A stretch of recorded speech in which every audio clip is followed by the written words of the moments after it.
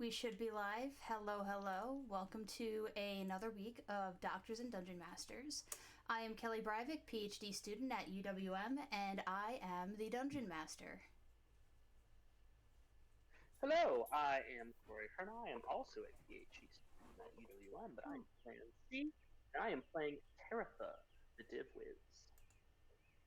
Sup, I'm Lily Zeller, PhD candidate in the anthropology department. And I am playing Tolly, the cleric. Nice.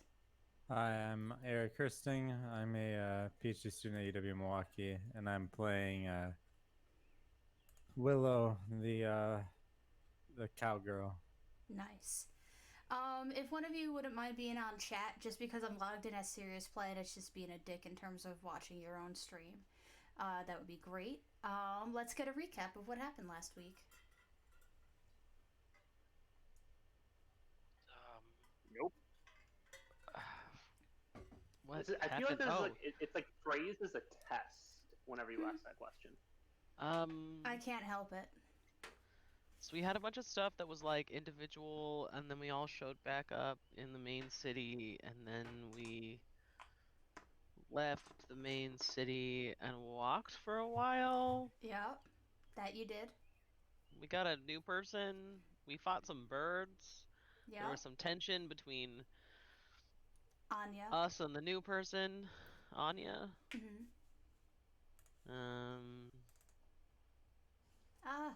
Don't want you to see my notes. That's pretty much it.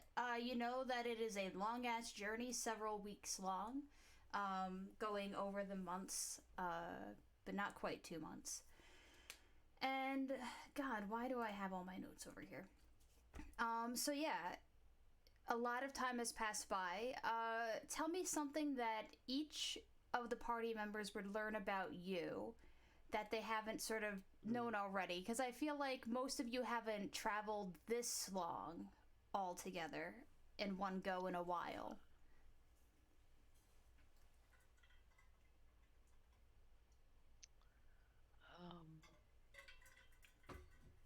You need to ask these questions before a stream starts. Tough I have no- I titties, have- I because have y'all no throw me idea. some curveballs, and I just gotta deal with those too. That's a DM's job.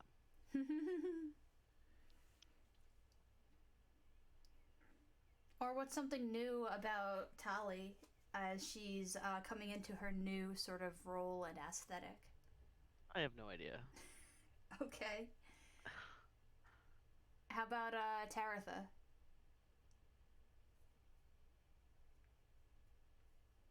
Teretha's been getting into mezcal. What's that? It's like tequila, Oh, but different. sounds good. And what about Willow? You realize that Willow has no problem with just not talking for days. That's not new. Well, you didn't know to what extent, but you know. I think I had a pretty good, reasonable assumption. But now you have confirmation. It's the lamest proof of the hypothesis ever. About 5 or 6 days after the incident with the birds, Anya does go up to Tali, and she'll give a small wave and then a nudge, and then she'll go, "Hey." Hi. So, I think we got off to the wrong foot. Okay. So, I figured I'd let you know where I was coming from. I'm not sure what Willow told you about the Ashina clan, but outsiders are not trusted all that much, and I imagine that, well, the ones out in the east are even more sticklers about those sorts of things. So, we push. We see what gets under people's skin and see what their snapping point is and see what happens when they snap, to see what they do and what we can trust them to do. So, wasn't anything personal. It's just, I figure I'd let you know that it's probably gonna happen a lot. Not for me, but, you know, if y'all survive the trials, then it's probably more where that came from. Sure. So, we cool? We'll see.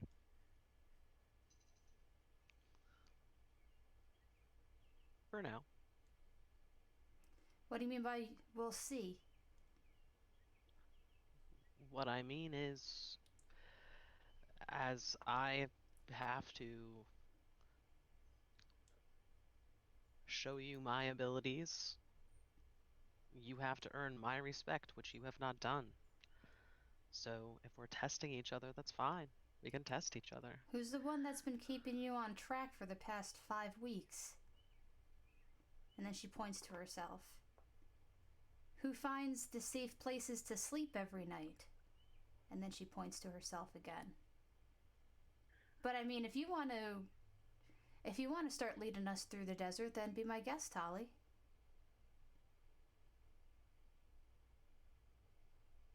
You know your way and I'll follow you. But I don't need you to find safe places to sleep. This is my home as much as it is yours.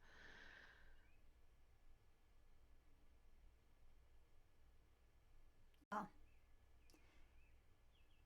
I'm not here to earn your respect. I don't need it.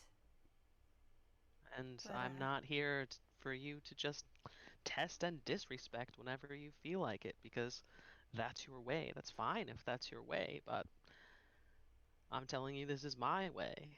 So, alright, and your way's gonna get you killed in our clan. So if this is how you're going to react to the smallest bit of pushing, well, you might as well turn back now, Tali. hmm. Because like it or not, that attitude is gonna either get you killed or turned right around.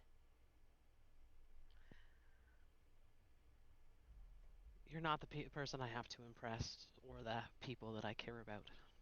So, when we get there, my attitude will change as it needs to, as it does. Well, suit yourself and don't say I didn't warn you. And she'll keep walking after that.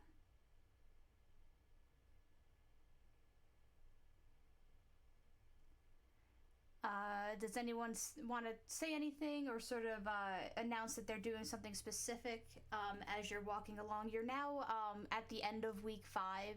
You know that it would take anywhere between 6 and 7 weeks to get there. And then, Corey, just as a heads up, contingency does have a pretty expensive material cost, so just make sure that you do have that accounted for.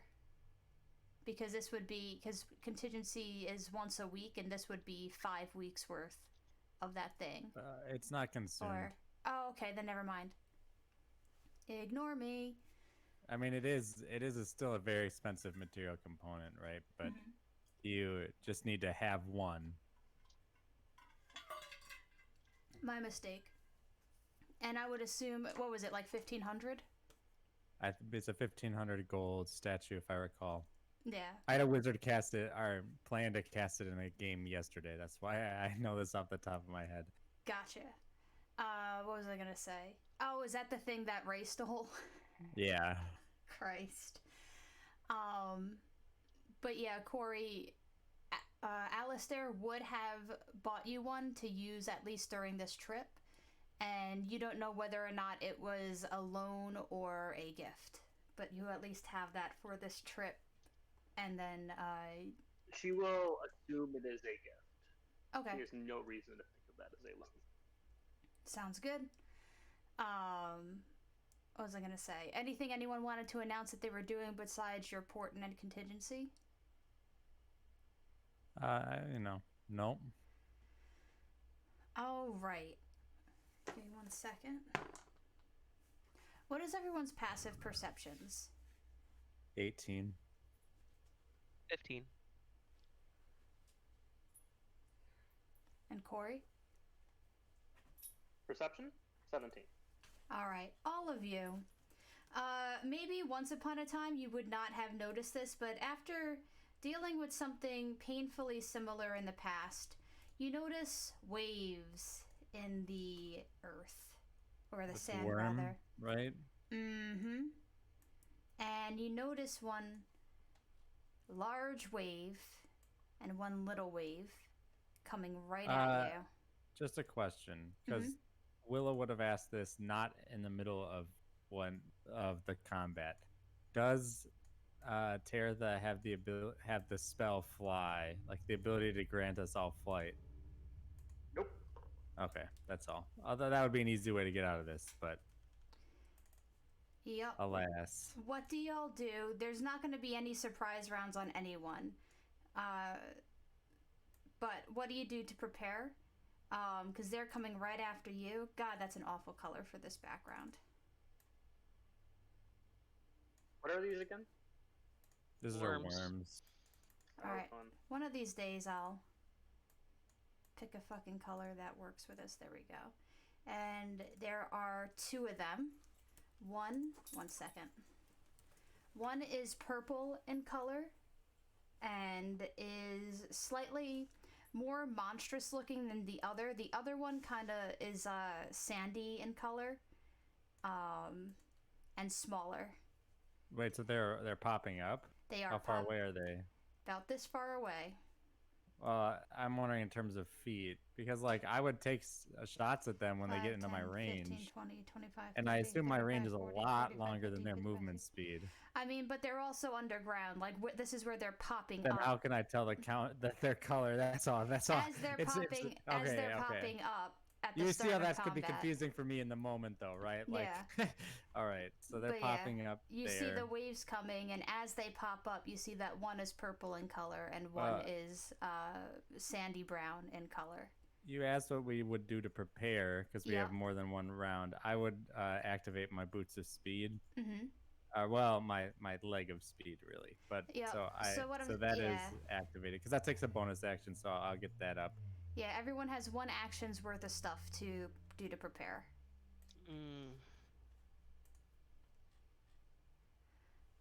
Cool. How big are they? Gargantuan and colossal. Fun. So really this, should be larger, but I guess I'll go with Death Word. And they're like coming up over the thing, is what you're saying? Like like they're really long, right? So like oh, yeah. I'm just trying to understand, is it just their heads that are poking out now and like their heads are gonna come up and slam into the thing, or are they like their full body like coming up like a worm? Their full body is like a mile long. Okay. Yeah, so it would just be like their heads are coming out, but it's still a good like 30 feet up in the air as they're popping out. But their bodies are coming from underneath, so like you could be on the ground still in melee range.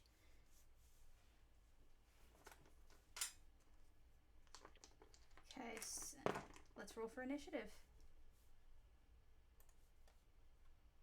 It's gonna be 16.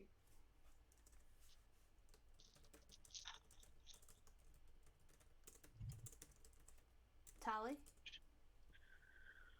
Surprisingly, 21. Nice. And Willow? Sorry, I had to get my dice. 23. All right. Oh no, sorry, not 23. 24. Christ. I mean, I get advantage because of my shield, so you know. All right, Willow, you got the jump. What do you do?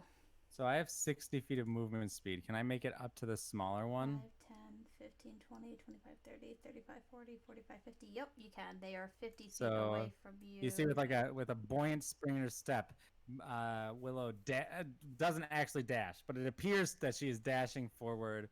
And you know what? Oh, I would have also turned on my fucking fire sword. Whatever. I'll assume that Willow knew to do that, even though Eric didn't announce it. It would have taken 2 rounds, but I assume we saw them like a mile out, right? Like they were pretty far out. So I have 2 bonus actions. Yes and no. You saw the waves you didn't see them like at surface level. Like you would have 1 rounds of stuff to prepare as they were. If I saw the up. waves, I would have set my sword on fire because there's no downside. I can turn it on, turn it off whenever I want, right? All But right, then it, just say the sword's it doesn't on. matter. I don't have to have it on. But if I do have it on, it changes what I do. That's all. It is on. Okay. I will go ahead and I'm just, we're just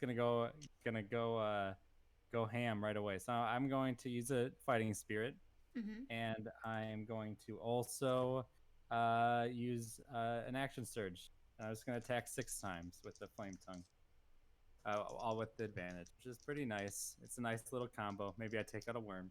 All right. So the first attack is a 22. Yep. Second attack is a 22. The third attack is a 25. The fourth attack is a 19. The fifth attack is an 18.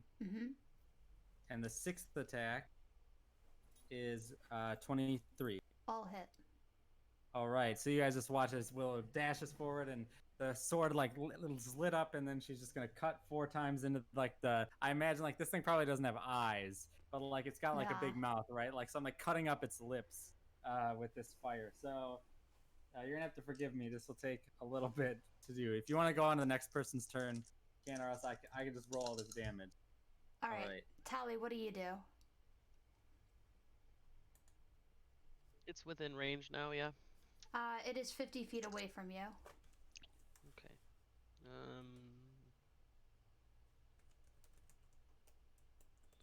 In that case, I am going to... Wait, is it resistant to fire damage or anything like that? Oh shit! Yeah, it is. It is resistance to fire. All right, that's okay. Do you mind if I just do that calculation in my when I'm? So just tell me. So know that it's resistant to fire. Tell me the full damage when you're done. All right, will do.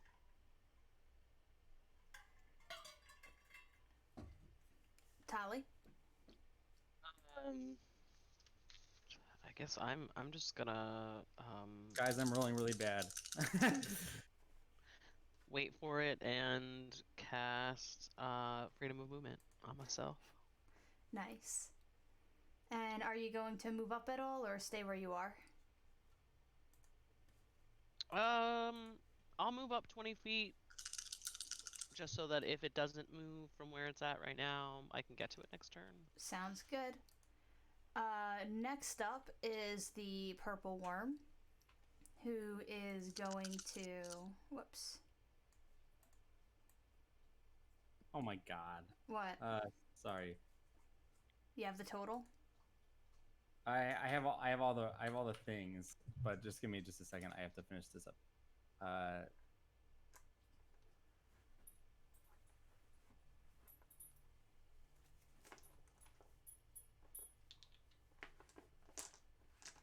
74 damage. Sounds good. But what's annoying is I have rolled the D8, which is the important one, which that's the slashing damage, and it did not roll above a 3 in all 6. All 6 did not roll above a 3. My highest was 14 damage, which is like that's below the average that this attack should do. All right. I imagine a 29 will hit you. Who? Me? Yep. Yeah, go ahead and eat me. Yep, because that's, I mean, it can't eat you yet. You have to succeed a dexterity saving throw. So please give me that. It will also do damage, but let's get that saving throw first. Sorry, I lost my d20s. 18. 19. Just enough. The DC was 19. The lucky stone component of my leg gave me just enough oomph to pry open the mouth and leap out. So you take 22 points of damage. You are not swallowed. And then it's going to try and sting you. And that is another 29. Roll 2 15s in a row. Yep. Give me a Constitution saving throw.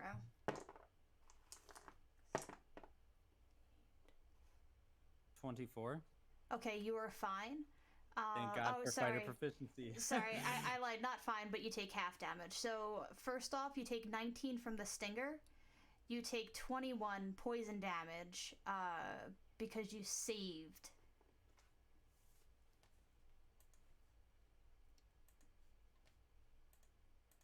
And that it's its turn. Yeah, so that I think that was 22, 19. How much poison? Sorry. 21. But I Okay. think you're resistant, aren't you? No, that was monk. Oh, fuck. Yeah. So I think between the 3 attacks, 22, 19, 21. And now we are up to Taratha. How far away am I from the bigger worm? 5, 10, 15, 20, 25, 30, 35, 40, 45. Cool. I'm gonna cast polymorph on it. Nice. It's gonna roll a 6. Yeah, it definitely is whatever you are making it right now. It is now chicken. Nice. And you watch this, and actually here's the funny thing. It's in a hole. I'm gonna have it do a dexterity saving throw to see whether or not it's able to sort of like flutter onto the ground or if it just kind of goes down into the hole. And I'm not gonna make it take falling damage because like its wings will kind of soften, feather fall it. That's a nat 20 on its dex save. So it is not falling into the hole. It is just kind of buck begawking around this large tunnel underneath it. And next up, we have the sandworm, who is not a fan of Willow. And it is going to make 2 attacks. So first it's going to attempt to bite you. That will be a 19, which I do not think hits. Just barely doesn't hit. Yep, and then it's What's going... larger, the sandworm or the purple worm? Well, the purple worm had been larger, but now it's a chicken. Gotcha. And then the sandworm is going to try and slam you instead after the bite doesn't work. And that one will be a 21. That'll hit. Okay, give me a strength saving throw. Strength? Correct.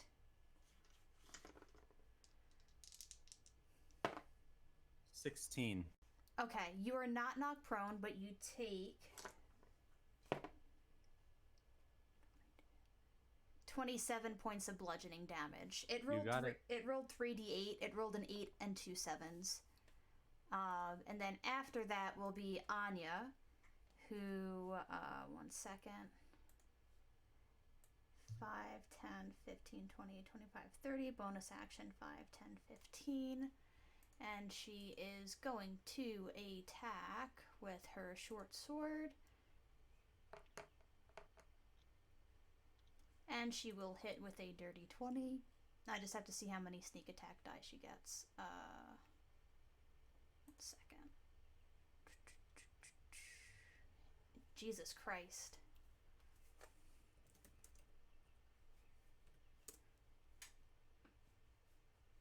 I'm just waiting for Google to calculate this. Okay, so she does that many damage. And she puts it past the bloodied point. And now we are back at the top with Willow. Alright, I guess,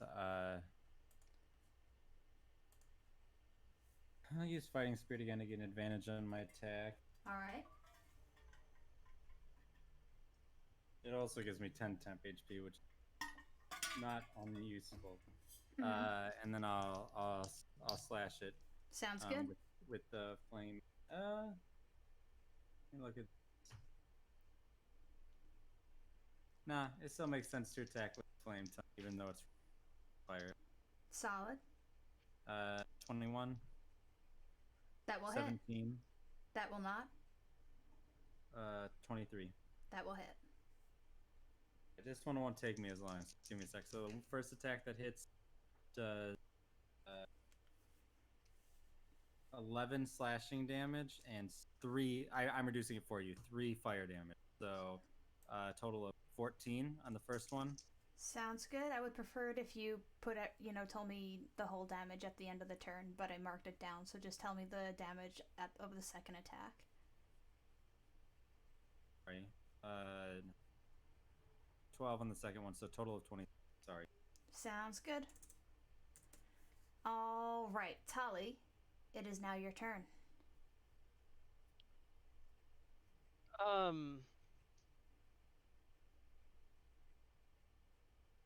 Cool. How messed up does the sandworm look? It's looking pretty close to death's door, but it needs something, pretty meaty to kill it still. Then I am.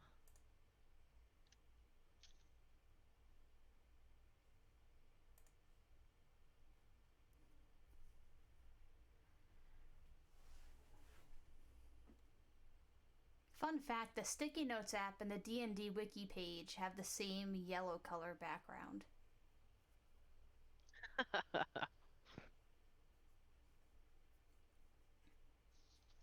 Sorry, y'all. Tali just hates these things, so it's like I don't really want to go up there at all. Uh-huh. But will all right. I'm gonna go cast Shatter. Nice. What's that, a con save? 2 seconds. I'm looking it up. I really just need to have quick notes on some of these spells. Well, why don't you just make a D&D Beyond thing? Like I have I could just add you to the thing and it calculates everything for you. I have okay. Ooh. Yeah, con save. Sounds good. That will be a 21. Okay. That is one of its good saves. Well, it still takes half, so could be worse. Yeah, you should have had it made a charisma saving throw because it has a -3 modifier on that one. So it takes 10 points. Sounds total. good. After it's halved. All right, it is still up. Do you do anything else? No. All right, next up is the purple worm, who is currently struggling to walk as a chicken because it's never had legs before. So it's just squawking and attempting to move, but it just flops over. Taratha, what do you do? I'm gonna cast Toll the Dead on the weakened worm. Wisdom save? Yep. That's a 7. That's not gonna do it. I had a feeling that wouldn't.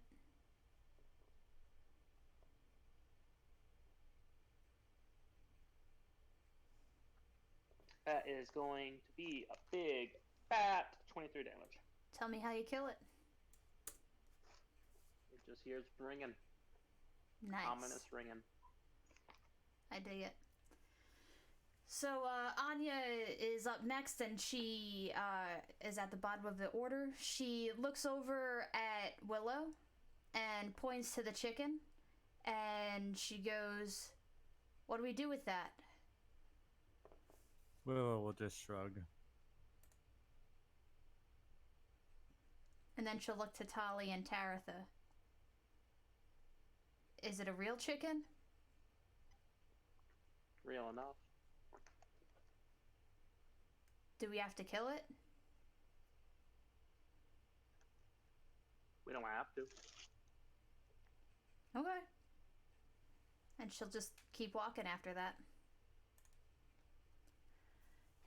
And you travel. Will it just Okay. come hunt us?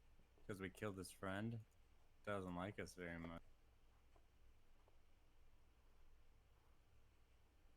What does the party respond to that? I mean, it's up to you. I don't really care. Do you care about this worm? I care about worms that come and hunt me in the middle of the night. Think they're that smart? I'm sure Tali's the expert. Give me a nature check, Tali.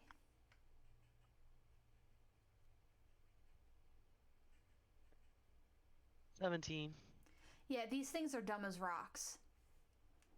My favorite thing, though, I need to read out something that I think is hysterical. When a purple worm burrows through the ground, it consumes earth and rock, which it breaks down and constantly excretes. Which I thought was Oh, yeah. hysterical. So it won't come to hunt us then. That's what you're Probably saying, not. right? Like, if it were to cross paths with you again, it would not be because it was trying to hunt you. But since it Okay. was coming towards you and you were going the opposite direction, yeah. But worms do hunt together, but because you killed its hunting partner, it probably won't go after you alone. All right. Yeah, we can just leave it as chicken. As long as we make good pace for the next hour, it should be fine. And Alright. Anya will go, why an hour? Because that's how long it'll stay a chicken, Oh, right? Am I right about that? Yeah, magic ain't real permanent on you. oh. Okay. And she won't ask beyond that now that she kind of has like the basics covered. And she'll keep walking. And it's you feel it in your bones that you're getting closer. You can smell the salt of the sea. Tali, this is sort of like you were able to sense it first that you're getting close to the coast, and you know that the Ashina clan is near the coastline.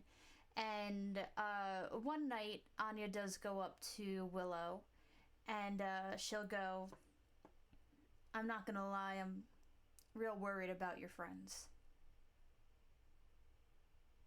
Yeah. Yeah.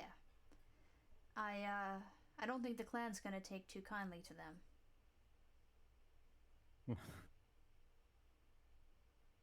They are here on their own accord. And they're gonna if they fail, they fail, or whatever. It doesn't really matter. But you're not really an expert on these matters, Anya. And Well, neither why am I. wouldn't I be? I'm what? Sorry, what'd she say? Why wouldn't I be? Why wouldn't you be? I'm the one that's been in the clan this whole time. I've been one of the people that's been studying us switching with one another. Why would you think I don't know about this? I mean, know about how much do you know about their culture? Like, really? I mean, enough to know that they're like us, but even stricter. I don't know why you and your friends haven't been listening to me all these weeks. And she hasn't really talked about it all that Because much. she hasn't talked about it. No, but she has mentioned it a few times, and every time they're like, well, blah, blah, blah, blah, blah, you're an asshole. All right. So even though she Eric, hasn't... Eric doesn't recall being talked to, but I don't really care to get into it. Instead, just imagine that she was a little softer with that one. Like, just she's not trying to say you don't know anything. She's trying to say we don't really know much about these people, and if they, if these two get, have a hard time with it, they have a hard time with it. Like, what are we gonna do about it? Like, I don't know. Like, I don't think that there's anything, That's kind of Willow's attitude. But Willow will say, "Why are you worried about them?" Well, they're your friends, and even if I don't care about them on my behalf, I do care about them on yours. And second of all, well, we got here together. It's easier to stay together.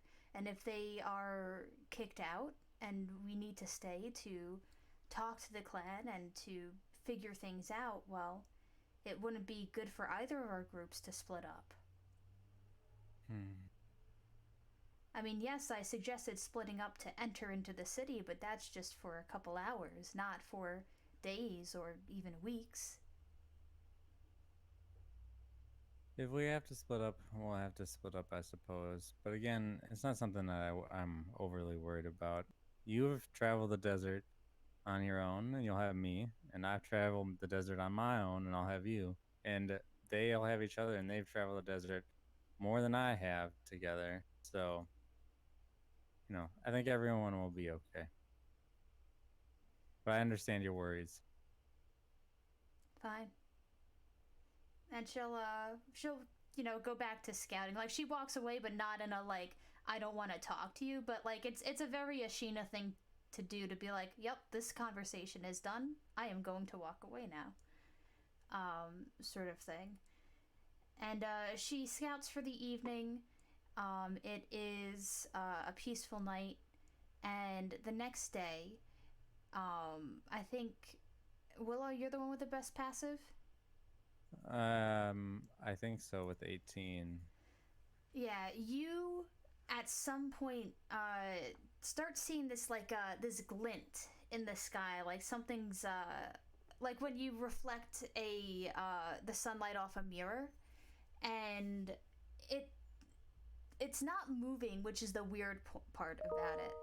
Because typically when someone does this, they're kind of doing some sort of signal, but it's a constant, as if this there's something on the ground that's reflecting the sun back, and it's covering a fair amount of ground as well. And given the where you are at right now, and Tali, can you give me a cartographer check to see how Bing Ben would have given you the tools. I don't know if you're proficient in it, but you at least have the tools to make it. But can you give me a check to see how well you've charted the way here? Sure. What do I add to it if I is it just proficiency, or is there a skill that is also attached? You would just do either an intelligence or a wisdom, like a sort of like a survival check. But you're not. So you're not going to add your proficiency. You could add either your intelligence or your wisdom. Cool. With the wisdom, that's a 23. Oh yeah, you are able to make the most righteous map, accurately demonstrating the path that you've taken, including any sorts of beasts that you encountered along the way. And you know that what Willow, you would know, having seen Tali's map, that what you're seeing must be the city. You're about a mile away, or I guess, yeah, a mile away sounds about right. What do you do? I sit down, Mm-hmm. cross my legs, and say, let's hold up.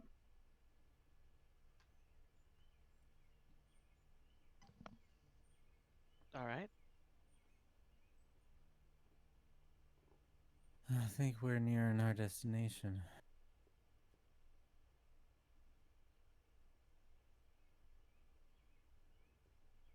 All right. That's, so, how are we gonna do this, Anya?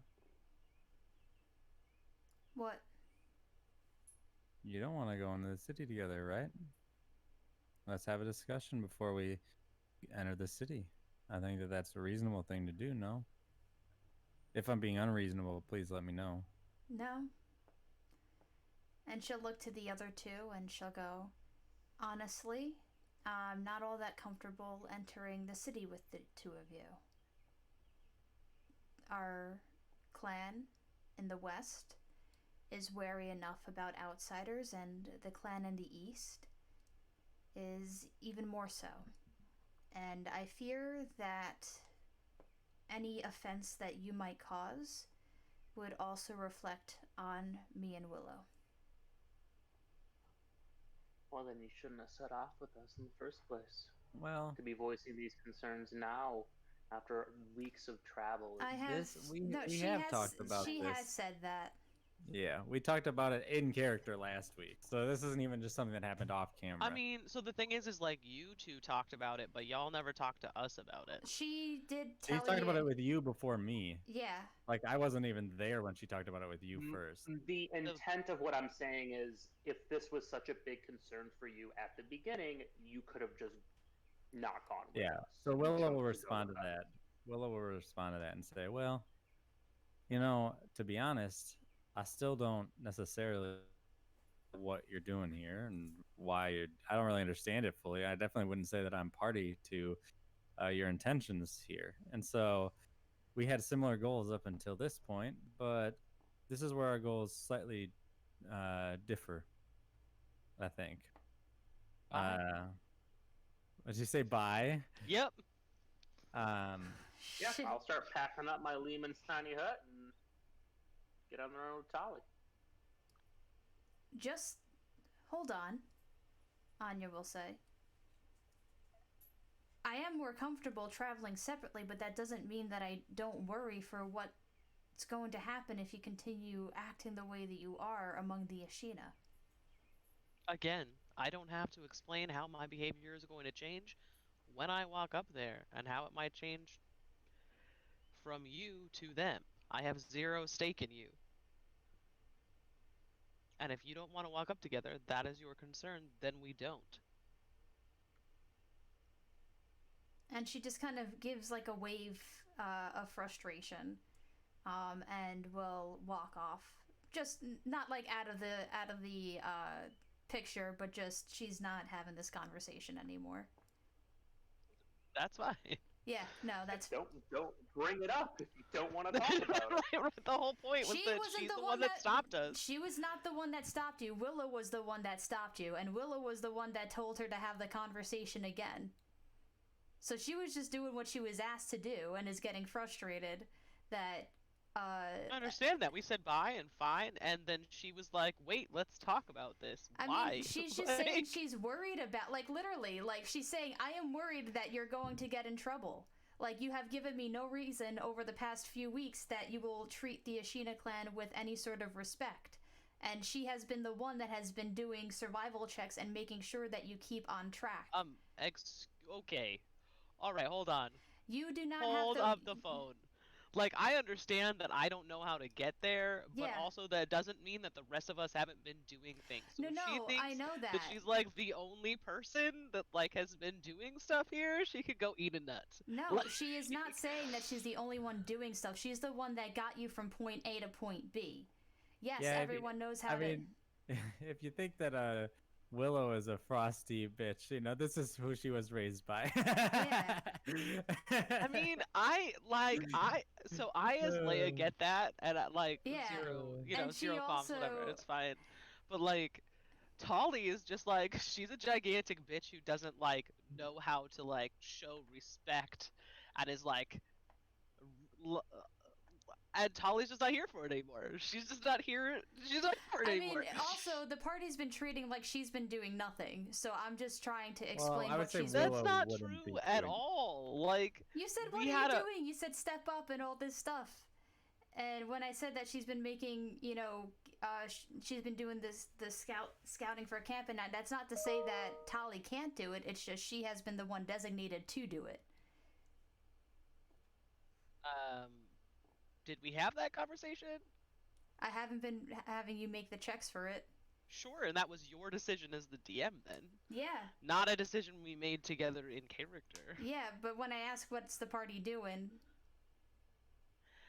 Well, it's Okay, an open, fine. That's not. it's That's an open. no. Yeah. That's. She can be mad, and that's Yeah.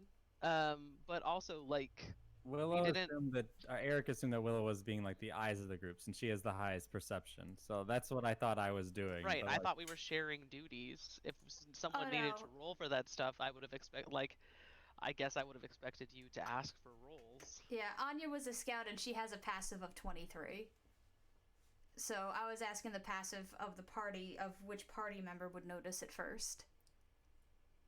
All right. I Well, that's mean- fine. That's fine. Anyways, I did stop the group. My purposes in stopping the group was to respect Anya's desire to distance herself from you guys, because I think that that's really important to her. And, you know, Willow understands that. You know, Willow also, for better or for worse, is not fully on board with what you guys are doing, in part because of her discussions with Alistair. And so, you know, that is what it is. But she doesn't want to reveal that right now. So, you know, but so we're gonna have to part ways for a bit, I guess. But we'll probably, you know, DM's gonna probably just jam us back together really fast. Yup. But a little bit of a bitter goodbye, I guess, for a second. But So, but I assume that there would at least be some sort of communication on like who would go in first, what's the staggering, where would you want to meet, or what's your stories. So I imagine that conversation has to be I had, mean, or you could just Anya just walked away and said, "I'm not having this conversation." So she unless Willow no wants no to have she that conversation, then right. Tolly sees no reason to have it. They don't want to go in together. Tolly assumes that means they're just splitting up. So let me make it a little bit clearer. If that conversation were to be had, it would be between Willow and the rest of the party, not between Anya. Oh, shoot. Anya just walked away from the conversation, but she's still well within eyesight, probably within earshot. And what was I gonna say? I missed it. Oh, she just wanted to enter the city at separate points, and she does want to leave at the same time, relatively, and travel back. And that would be clear because she also is, very concerned with only having two people at a time. She knows that the chances of survival are still pretty good, but it's still pretty rough to go 6 weeks in the desert with just two people. Your friend Anya is incredibly short-sighted and probably foolish because of that. Yeah, it So what do you comes think? with the You want to talk territory. about Willow before we start heading off?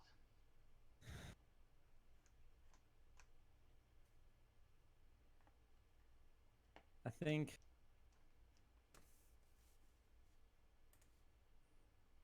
Oh my God! My cat What? just came over, grabbed my pencil, and threw it on the ground. Like, I fucking completely love that. brazen crime. Just like Yes. like 2 seconds, hop up, knock it down. Okay. Go cat. uh, I'm not really worried about your manners, but I just hope that you're being wise with your intentions and with who you're working with. But I really hope you succeed in what you're going for. Yeah, and I understand. And of course, I assume to carry out Anya's little charade, you might have to pretend not to know us once we're inside, so I won't take any offense from you, if that's the route. If you continue down Anya's route. Yeah, well, we'll see what happens. But I probably won't telepathically communicate with you either because of I don't know exactly what they are capable of. Again, I am not going to take any offense of your actions. I understand that you have to follow Anya. All right. Well, I think it makes more sense if I don't think it makes sense for either of us to go on first actually. So I don't really care. I think I'd put a day between it. I mean, they're a sealed off civilization, or clan or whatever. For even to get one group of visitors is going to be alarming. The distance between us, I doubt, is really going to matter. Who goes in first will matter, though. This That is is true. true. That is true. They are expecting us. They aren't expecting you. That's not, and no, Willow's not saying we need to go one way or the other, but that is a fact, right? They do know Oh, that we yeah. are coming, and Yep. they don't know that you are coming. Well, it might make more sense then.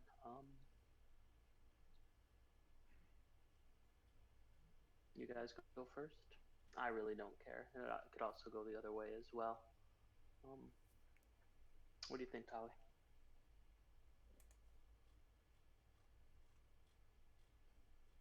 Hmm.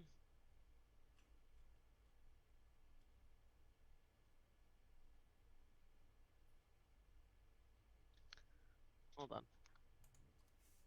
Willow will defer to you guys if you Why? Sorry, I'm just trying to type and I just keep getting an error sound. This is frustrating. Anyway, sorry, go ahead. Yeah, Willow will defer to what to you guys think is best for your mission, because I don't think it jeopardizes her mission whether she goes first or second. Like, because they know that we're coming, right? It's not going to be any shock or anything like that. So that's how I feel. So if you feel like it's advantageous either way for you, I think that that's the path we should take.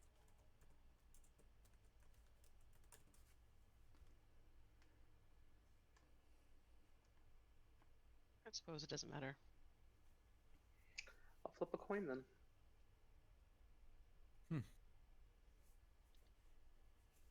Heads or tails, Willow? Heads. Okay, heads, you going first, tails, we go on first. That is tails. All right. We'll stake out the desert for another evening. Send me a message if there's anything, if you get in any hot water, okay? Will do. Why? The entire point is so that you aren't affected by us being in hot water. Well, I'm sorry, maybe my meaning was maybe I didn't speak clearly. What I mean is, of course, I would fight every single one of them if it meant getting you out.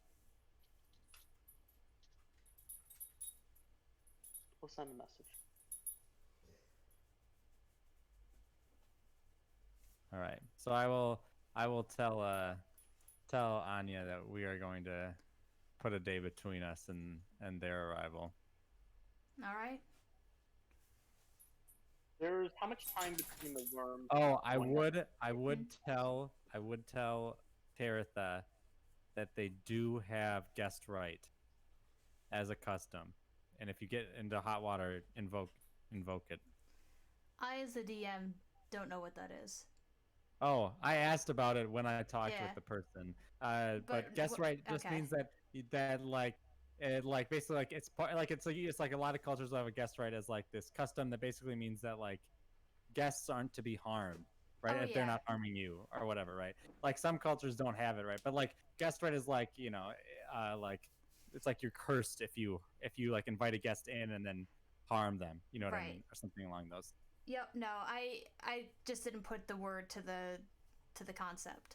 So yeah, no, that would be accurate. The worst. So, and I'm not sure if Willow would explain this, but the worst thing that they would do is turn you away and make you forget the place.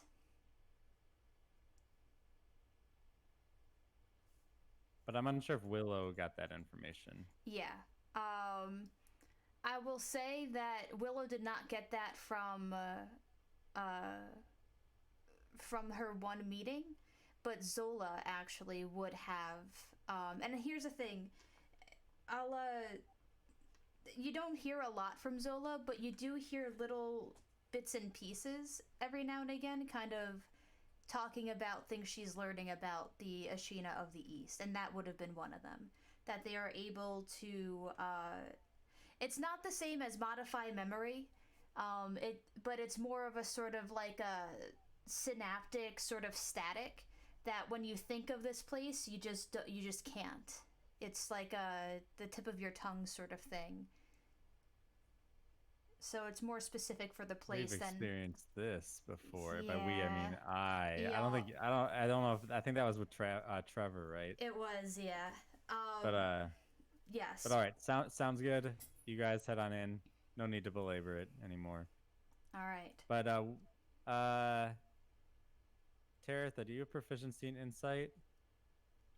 I will Oh, check. not Taritha. Sorry, Tali. Oh, no, definitely not. That is not the Oh, character. I do.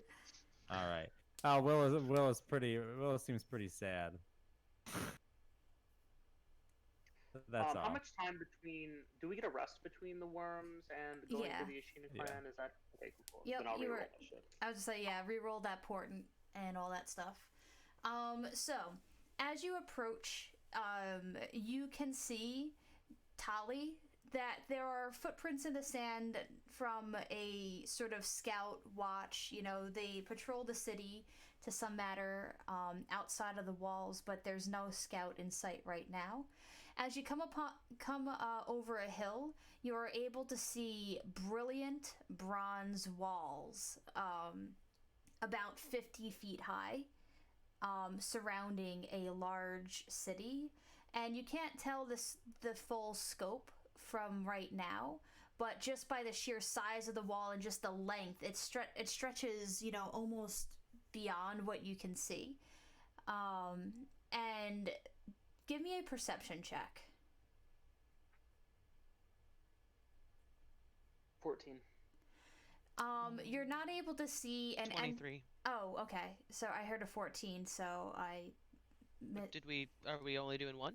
Is it just gonna be the one? If it's just the one, take the 14 because it was said first. What did I say? I thought I just said a perception check. Yeah, you're just calling for perception. So I wasn't sure. I don't know. Yeah, if we were both supposed to Okay, roll, yes. then I got a 23 and Corey got a 14. Okay, so Taratha, you don't notice an entryway or people, but you do notice, like, peeking over the top of the wall, you could see, like, the tops of what looks like buildings.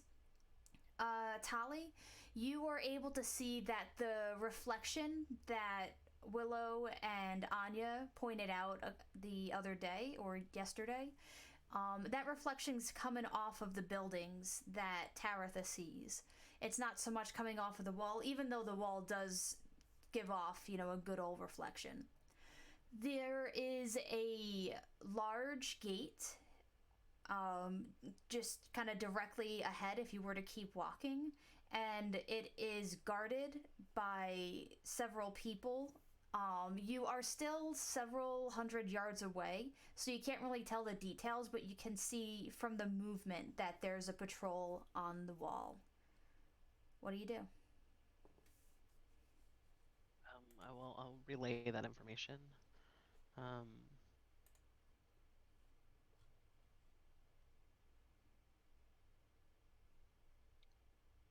mean, Taratha, I say we just walk up as obviously as possible.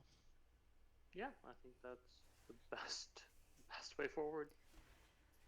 All right. You get within before you're able to get within like earshot, can you give me another perception check as you walk closer? 16. Mm-hmm. 19. Okay. These soldiers are armed with spears. They do have some like armor on them, but it's very limited. Like it's covering like their shoulders and then like around their ribs, but like there's a lot that leaves to be like open because it seems like they are doing a sort of mesh between the ability to stealth and move freely, but also having some sort of protection in battle.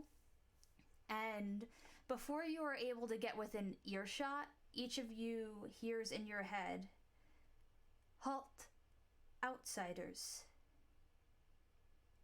We stop moving. Yeah, Or for I sure. stop moving. I can't speak for Tali. Definitely stop and move it. Please state your business.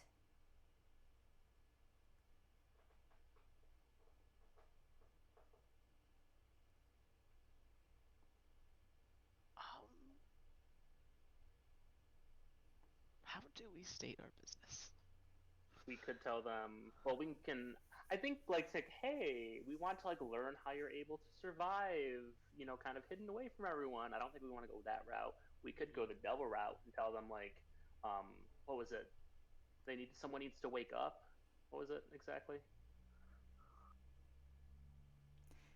That they just said that there are sleeping giants and they must be woken.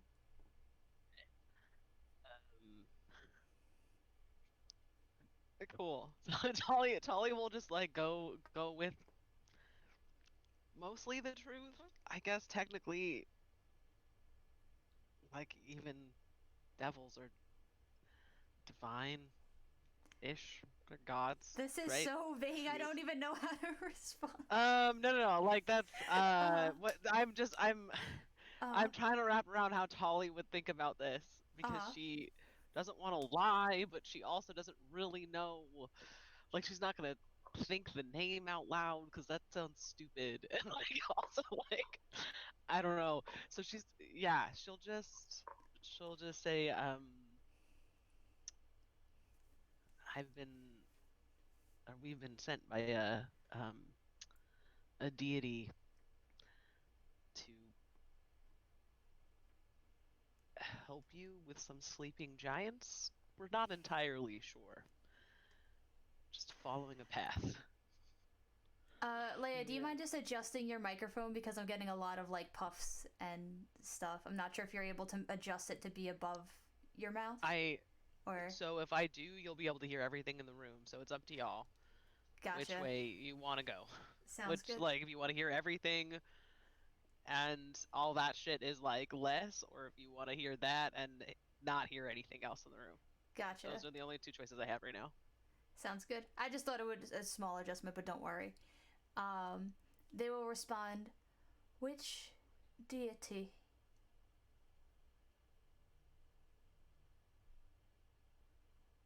She's Do gonna you actually know his name? Does Tali know Mephistopheles' name? Was that given to She them? would definitely she would know that. Have you shared that information with Tara, though?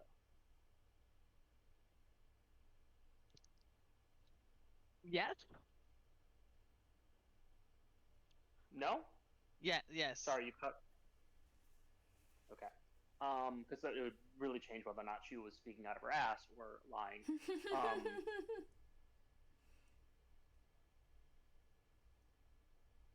Mephistopheles. Long pause. A archdevil sent you. Yes. Why? Personally. You know how honestly, I don't know. We don't know really the nature of this task. We know that um, that it. We know that there are those who are resisting what is happening, and we want to help with that. We have heard that there will be a third meteor, and we need to ensure that it occurs so that the world can go back to its previous hierarchy of divine and devilish power. As for us personally, maybe we were the best equipped for the task. I don't know. And from where do you hail? Varla. That is a long way. Have you traveled alone? Well, besides my compatriot here, Correct. there are two Ashina that we traveled with. They're about maybe, I don't know however far they actually are. They have camp a ways back, and they're going to be coming, I believe, tomorrow after we've come and visited you. And why the split?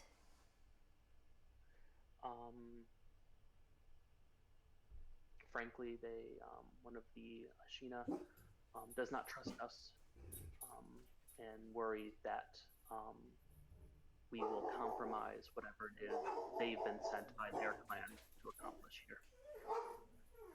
She considers us to be too brash. And don't be mistaken, we are. I love it. Sorry, the dogs are going crazy in the background. There's another pause, and they will go, please wait. I must discuss with the elders. And you'll wait for about 10 minutes, and then they will return, or you feel the sort of telepathic link return, and they will say, "Mark the sand where you stand. Retrieve the Ashina. I promise not that we will work with you, but if you withstand the trials, you will have audience." Thank you. And Fair. you get the hint that like they're just trying to see, like, the marking the sand and coming back to that exact point is sort of just like a test to see your ability to sort of follow order and kind of strict direction. You know that the trials are going to happen outside, and the trials are going to happen with the other two with you. Cool. I will mark the sand. I will make sure to draw it on the map so that I can get back. Mm-hmm. I mean, I assume that a solid survival check would get me back to the spot anyway, but she's gonna double up Yeah. and make sure she has a. You know what? Actually, she will take out a small something or another from her pocket and just bury it in the sand so she can locate object later if something really crazy happens. Nice. Yeah, I was gonna say, because the sand will shift. It won't shift crazily, like, so you would Right. have to put something proper, like just putting like Taratha, just kind of drawing a line in the sand won't do it. Yeah, I mean, yeah, Tali kind of knowing. Yeah. I mean, we all know the desert, but yeah, she'll put down an object, so she can find it later, and bury it deep enough that as long as they don't move it, she'll be able to find it. Again. To save you a spell slot, I'm just gonna cast Firebolt on the sand until I can create like a little little hit of glass. I love it. I mean, that's the third, right? That's like the third backup. Like if everything else goes wrong, locate object, right? Like that she's pretty sure she can find her way back to this spot. If she can't, she's got the cartography, and if that doesn't work, then she has locate object. Like she's just trying to have several different backup plans. Also, is the noise any better? I adjusted the mic. That is so much better. Okay. Guess we'll go back to the two Ashinas. Yeah. And Anya will stand as you approach and look over to Willow, and then look to you in confusion. What is Willow? Let's go. I don't know. Maybe it didn't go well. Because I'm assuming this is like as they're approaching something. And she's like looking at me like, "What's going on?" And I'm like, "I don't know." Uh-huh. And Anya will go, "Did something happen?" Yeah, they want us to bring you up. Yeah, So pack come up on. your things. Let's Let's go. go. They didn't really care for your whole split up tactic.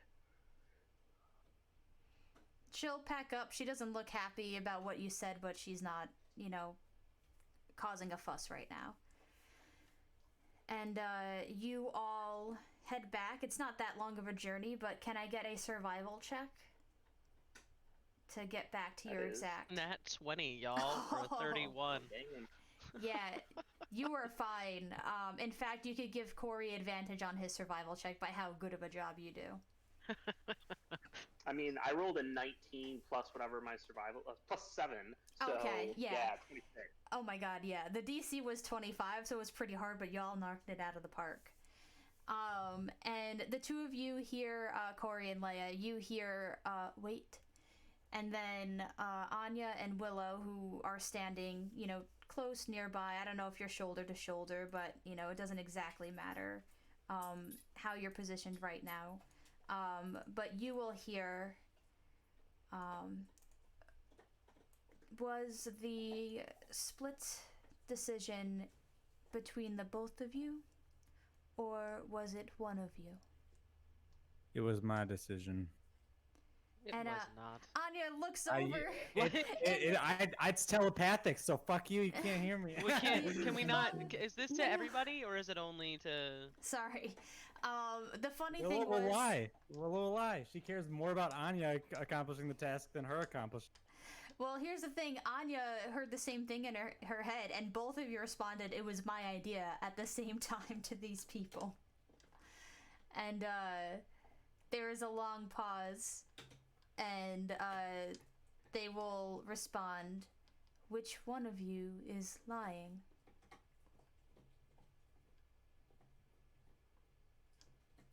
And at that point, like, Anya would, like, look over to you with like, a what the fuck expression. Like, she doesn't know what you said. But she will respond. What does Willow respond? Willow's not lying. She was the one who stopped the group and had the discussion.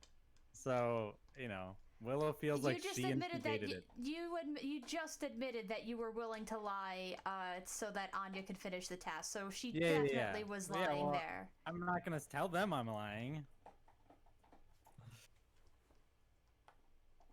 I don't owe these people anything. So This is so spicy. I love it. So Willow does not respond to who is lying? No, she's just smiling. And then, Willow, you'll hear in your head, it is not wise to test us. Western. Or actually, what they would use a different word. 1 second. I had the word and I lost it. Oh, here we go. It is not wise to test us, Daroth. And you speak. Nobody. You speak Corey, right? I speak Corey. Sorry, yeah, I do. Okay. That you've heard this word very few times before. It is a very derogatory word that is sort of like it's deserters, and you could imagine that it's sort of it's kind of like it's like one who deserts in a time of need. So it's just like, it's not derogatory in terms of like it's a slur.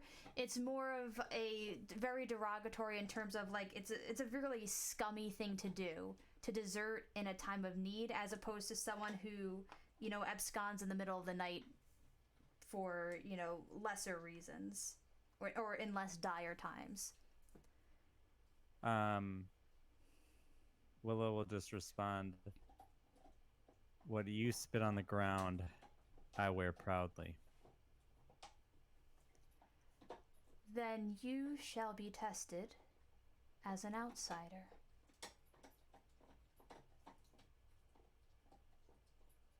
What for?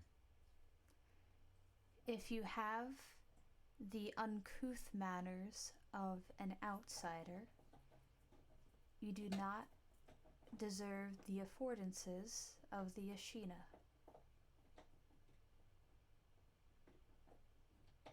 And I could tell you the same thing, but my question still stands. What do I gain from this test? She doesn't know that they're gonna let her in. Like, well, she doesn't know. She has no clue, right? I mean, yeah, they would have told you that outsiders are able to get in if they pass the trials. So if they say that you're being tested as an outsider, you would know that she would have access to inside the city. Let's say for a second I take part in your dumb trial. Is one possibility death? No.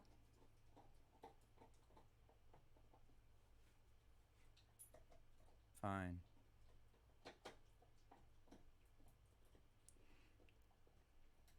And then there's some silence. You imagine that there's a very long conversation between Anya and the Ashina. And at the end of it all, she turns to you, Willow, and she will say, I have a choice. Either I can be let in without standing the trials, or I can fight with you and they will permit us potions to help us with these trials. Just get through Don't be dumb. And she'll look over to Taratha and Tali. Do what she's just saying. Do what you came to do. Like, Mm-hmm. you know, And she'll you look didn't want to owe us anything before. Mhm. Like, don't owe us anything now. I mean, she's not gonna owe you anything. She's choosing to give her favor to you, or to take the favor she's been given. And then, yeah, and Willow is being very clear. Take the favor you've been given. Mm. But she'll still look to Taratha and Tali to see what they say, because this decision would also affect you two as well. I'm sorry. The difference is give Willow. No. So she has a very good relation now, or she had a decent one, and she seems to have impressed the people enough to let her in, because I mean she's an Ashina as it is, but you know that they were gonna have to stand some form of trial, even if not it's not the same that you two would face as outsiders that Willow is now facing. So she says that she can either be let in as she wanted to do, but it seems that she has bargained to be tested with you, but she can get you health potions if she stays. So it's no benefit to her to stay back, but she is trying to sort of extend an olive branch here. So she is suggesting to stay to help us with the trials because having more numbers is going to be a positive thing in whatever these trials are. Correct. And That's what we're saying. And presumably she's also going. Yeah, exactly. You got it. Yeah, and also you would have like one healing potion per person. You could tell that this is probably also a test for her as well, to see whether or not she is going to have some sort of loyalty to the outsiders, as opposed to ditching as soon as she is accepted as Ashina. So, I mean, it's no difference to her either way. It's just up to the party which one you would prefer. Well, I've spoken my piece.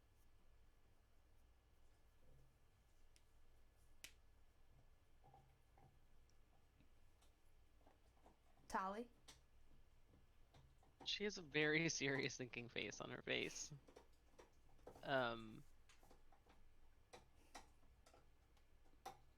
But I mean, if Willow has said out loud, like, do what you came to do, like, that's.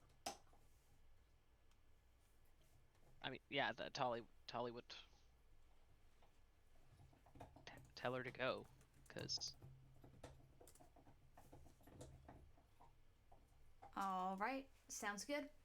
So Anya will nod. I mean, she's not arguing. She's getting the easy way out at this point. Mm-hmm. So she's going to walk up to the gates and be let in.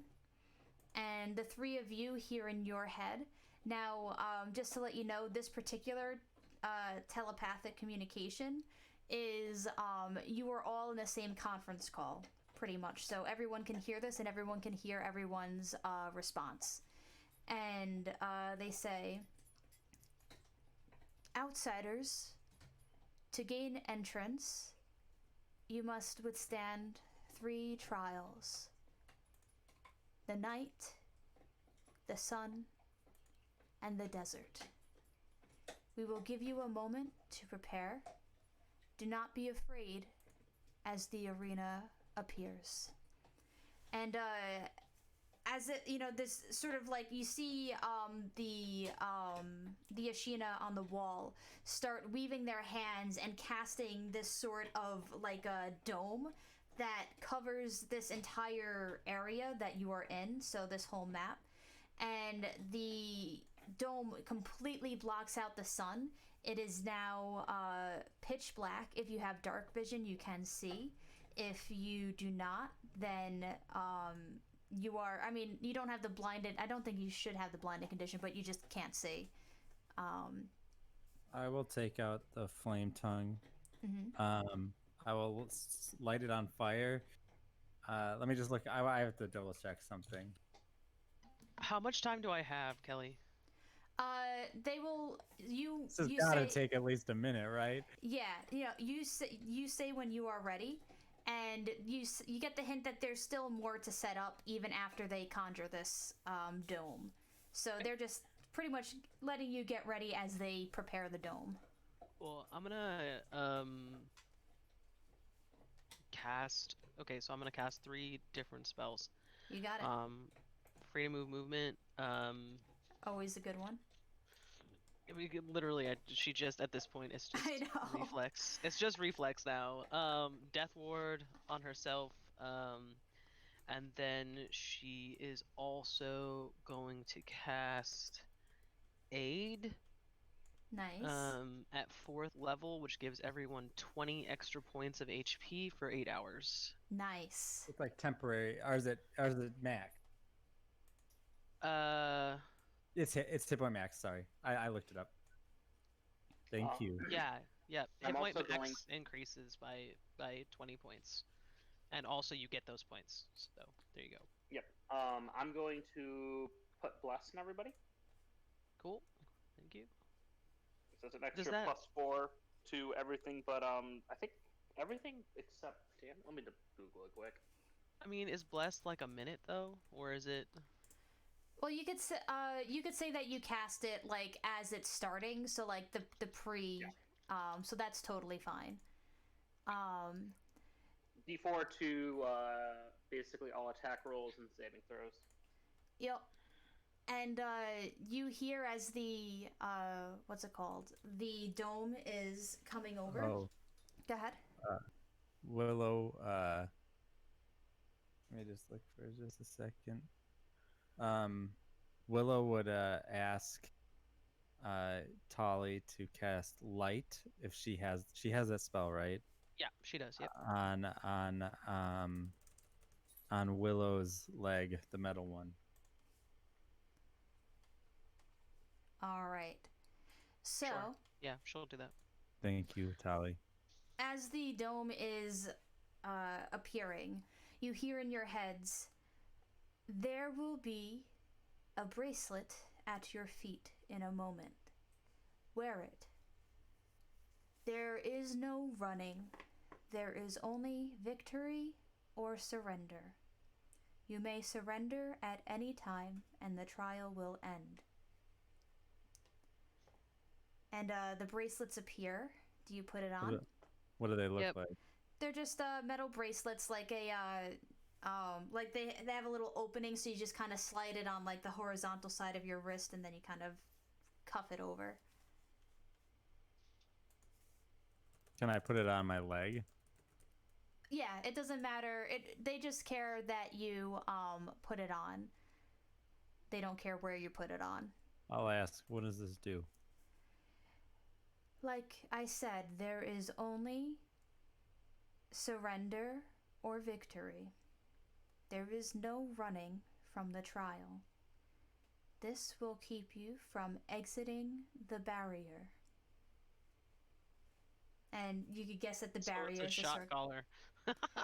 I mean, or Sorry. just it's not necessarily a shot collar, because they would let No, they would. I'm just making a joke. Just Yeah.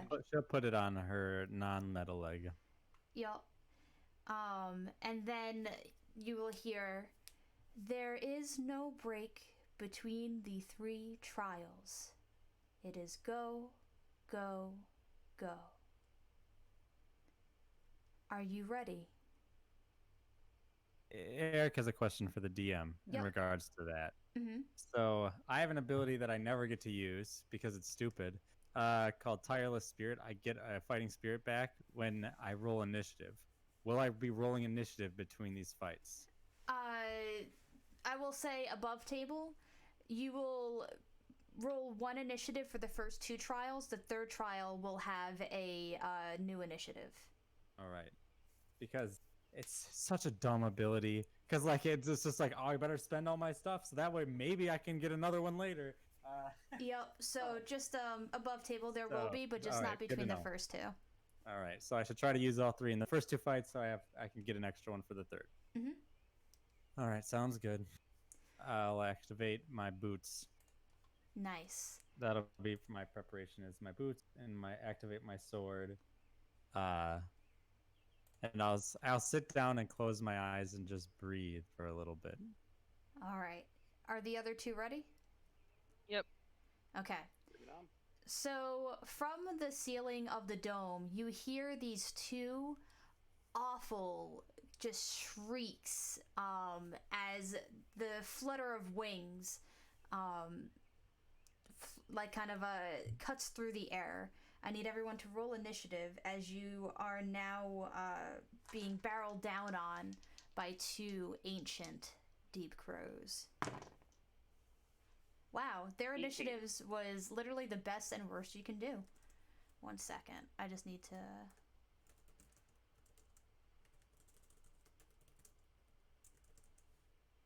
Okay. Tali? 14. Okay. And then, Eric, was that 8? 18. Okay.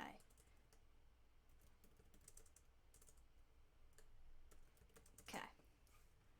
All right. First up is Crow 1. What's their fly speed? That is enough. And what they are going to do is swoop down 5, 10, 15, 20, 25, 30, 35, 40, 45, 50, 55, 60. And they are going to make how many attacks? 3. So first it's going to go after you with its mandibles. That will be a 24. I'll do it. All right, you are grappled by it, and you are going to take 1 second. I'm going to use Oof. my reaction with my cloak. Yep, you definitely need that because it rolled literally max damage. So 26 piercing damage. What does the cloak do? Eric doesn't know. Basically, it's a misty step away. As a reaction to Yep. like getting hit? Okay, cool. Nice. So how far do you move? I forget how many feet that I said that it moved. 5, 10, 15. 30 feet. 30 feet back. All right, so you move 30 feet back, and it's going to have to change and attack Willow instead. 5, 10, 15, 20, 25, 30, because you are now out of its range.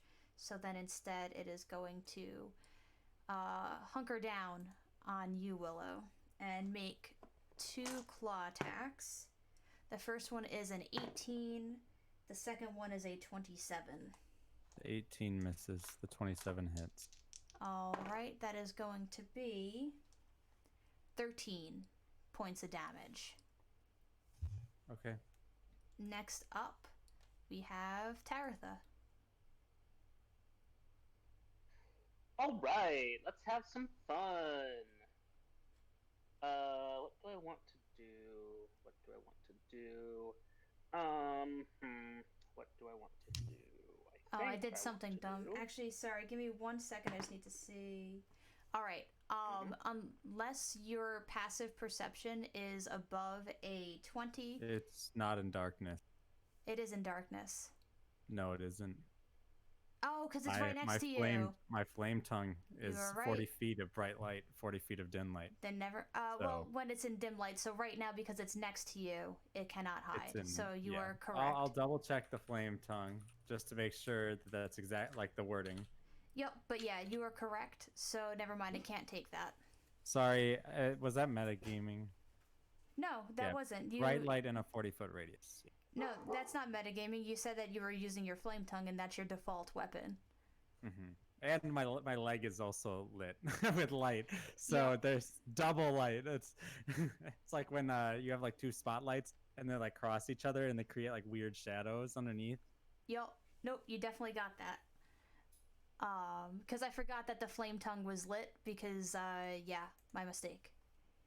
So sorry, Taratha, what do you do? I'm gonna cast banishment on it. Ho! Heck Okay, yeah. 1 second. Are you using one of your, what's it called? Portents on it? Sure. Yeah, it rolls a 7. Okay, and what kind of save is it? Wisdom? Okay. So it Wait, is let me double check that. Charisma, isn't it? It's Charisma, banishment, sorry. Yeah. okay. So then it will Actually- fail. It's just one of those. One of its saves would still have passed that, so that's why it was important. That even with the 7. How much saving throw does it have? I mean, one of it has a plus 11. I'm not saying which one, but Fuck. yeah. I don't see anything saying that it's from another plane. So It's not. Yeah. So it is just boop. You do not You're just hear. getting rid of it. Yep. You do not hear the pop. And next up is Willow. The crow Focus on is one in at a the time. air, but not How high up is it in the air? 20 feet. 20 feet. So it's not hidden? Just double checking. No. All right, so I will move 10, 20, 30, 40, 50, 60 so that I'm I'm not right underneath it, but I'm very close. Mm-hmm. And you said it's floating 20 feet in the air? Yep, so it is lit. So okay. So I wish you could keep the flame tongue lit when you stabbed it into the ground, because that'd be cool. Mm-hmm. But I'll have to sheath the flame tongue, and I'll pull out my pistol. Nice. It's kind of a funny look, because Willow is she's not sword and board, she's like gun and board some of the time. Uh-huh. And so she rests the gun on the shield, and she goes and go ahead and take 3 shots up at the thing, because her leg is still lit, so she can still see. And so does that all work? Yep. All right. She dashes underneath. The first attack is a 26. That will hit. Sorry, I rolled 2, so 26 and 21. I should have only rolled 1, but I just rolled with an advantage, so I just took both of them. So 21 and 26, and then the Both third hit. attack is a 22 or 24. Yep, that hits. Now question, is that gun non-magical? It is magical. This is Cotton Ball. Sounds The good. +2. Well, I mean, I guess you could tell me if maybe it's a +2 gun that's not magical, but it's the no, one that it would be magical. Okay. And so those 3 shots will go through. Sorry, I need to find the D10s. All right. So, those are really good.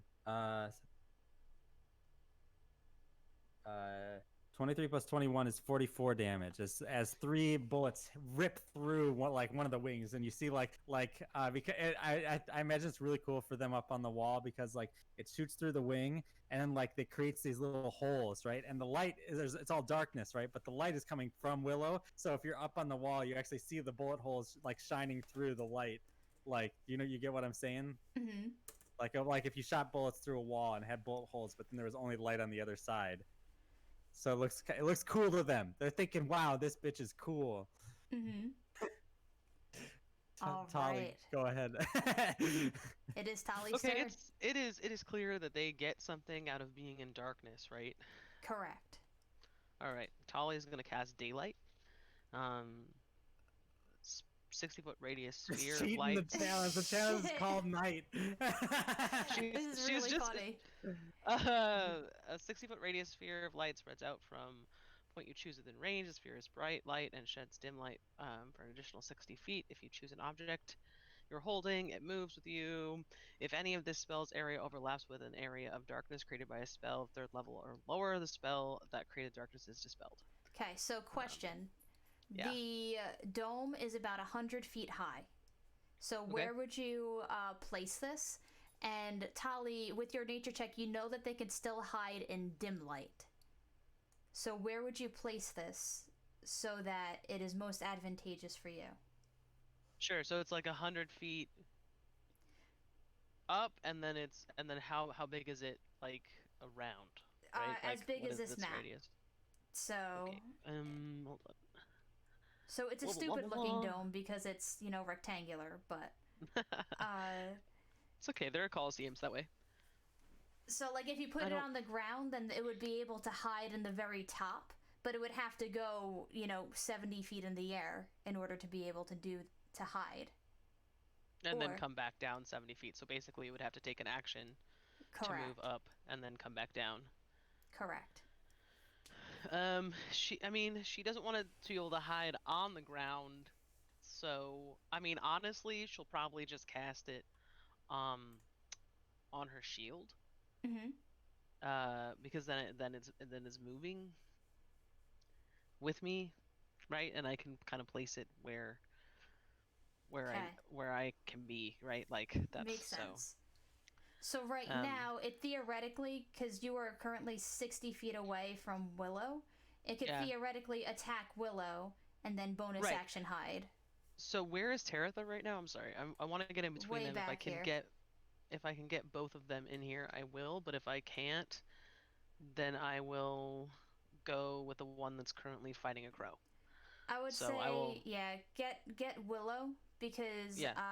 Taratha's And out Willow of range. also can't see in the dark, so which I know. 5, So I will. 10, 15 sound good? So that she's within the 60 feet of bright light? Go ahead and move me 30 because then next time I can get up there and attack it. Okay. Yep. You did the full movement. And Crow 2 is going to take a legendary action and use Shadow Claw on Willow. I need you to, and Tali now, I need you both to make me a Constitution saving throw. As it starts flapping its wings and making this awful sound. 17. 22. Both of you are fine. Thank God for +8. Yep. Right. Yep. And whoever got 17, that was the DC. So good on y'all. That was me, yeah. Yep. I mean, the Stone of Luck has saved me It's- on 2 throws so far today. Yeah, it's beautiful. It is its turn next, so it is going to move down to Willow and start mandibling and clawing. So first is the mandibles.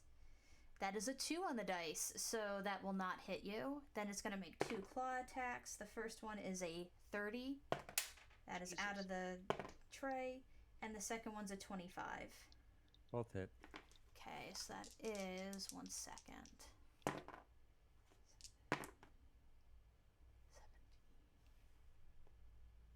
29 slashing damage. Got it, Chief? And next up is Crow 1, who is still banished, so that is 1 round of banishment. 29, correct? Yes. Just double checking. Taratha, what do you do? You are currently 90 feet from the crow. It would have. Yep, I'm gonna move. Actually, you know what it's 30 going to do, feet though? forward. I'm sorry about that, Willow. You can take an opportunity attack. It is going to fly back. I only have a gun. You I can put do it- away the sword. Gotcha. So then it'll fly up 60 feet in the I'll air. double check. I guess I would take one if I can make it 5, with a range 10, attack, but I 15, just don't think 20, that's how 25, opportunity 30. attacks work. So then it would be able to bonus action hide at that point. I'm sorry. Because it would be in dim light. So, Taratha, it would be passive of 19 to see it. I have a 17. Alright, so you cannot see it I also currently. have dark vision. Yes, but it's hiding right now. Gotcha. So it is currently 60 feet in the air, hiding. You saw it attack Willow and then fly back up. Cool. I'm gonna move 30 feet forward and cast mirror image. on Wait, myself. wait, wait. That'll be my turn. Mm-hmm. What's up? It actually, there is nothing in here about melee attack. It just says if you leave a hostile creature's reach. I guess no, melee attacks don't have a reach, right? They don't have a reach of 5 feet. They have a range. So never mind. It's a confusing wording. It Yeah. should say if you're holding a melee weapon. I am always holding a melee weapon. I'm gonna kick the fucking bird. Kick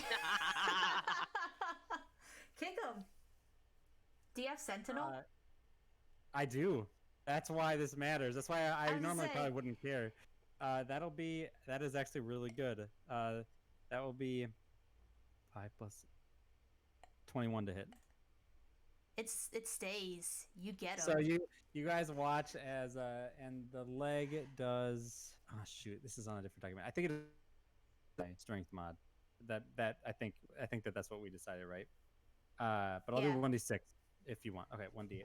I mean, So yeah, at this point, the damage doesn't matter. You just fucked its day. yeah. Okay, so 7 damage, but you guys watch as like as it rips 2 claws in and like it doesn't try to lift me up, right? Because like it claws me twice, No. and then like it tries to fly away, and you guys see that like I've actually like got it curved, my toes like curled into its feathers, and I'm pulling it down for you guys to like to just wail on.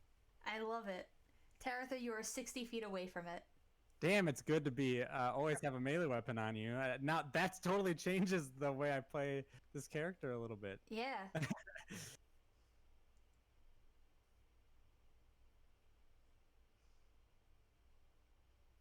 Taratha, What's up? your turn. Oh yeah, move 30 feet up, cast mirror image of myself. Sounds good. I just wasn't sure if the crow still being there would change your plan of attack. I love it. Prepare for the next fight. Next up is Willow. It is pissed at you. Oh, it's about to be more pissed. I'll pull out the flame. Is it okay if I pull out the flame tongue and attack with that? You would have to drop your gun. Like it just Straight like, up drop? Yeah, I mean, because you're switching between a lot of weapons, so you get like one switch for free, but you already got that free switch. All right, so yeah, I'll drop it. I've used 3 of the 4 bullets in the chamber. Oh yeah.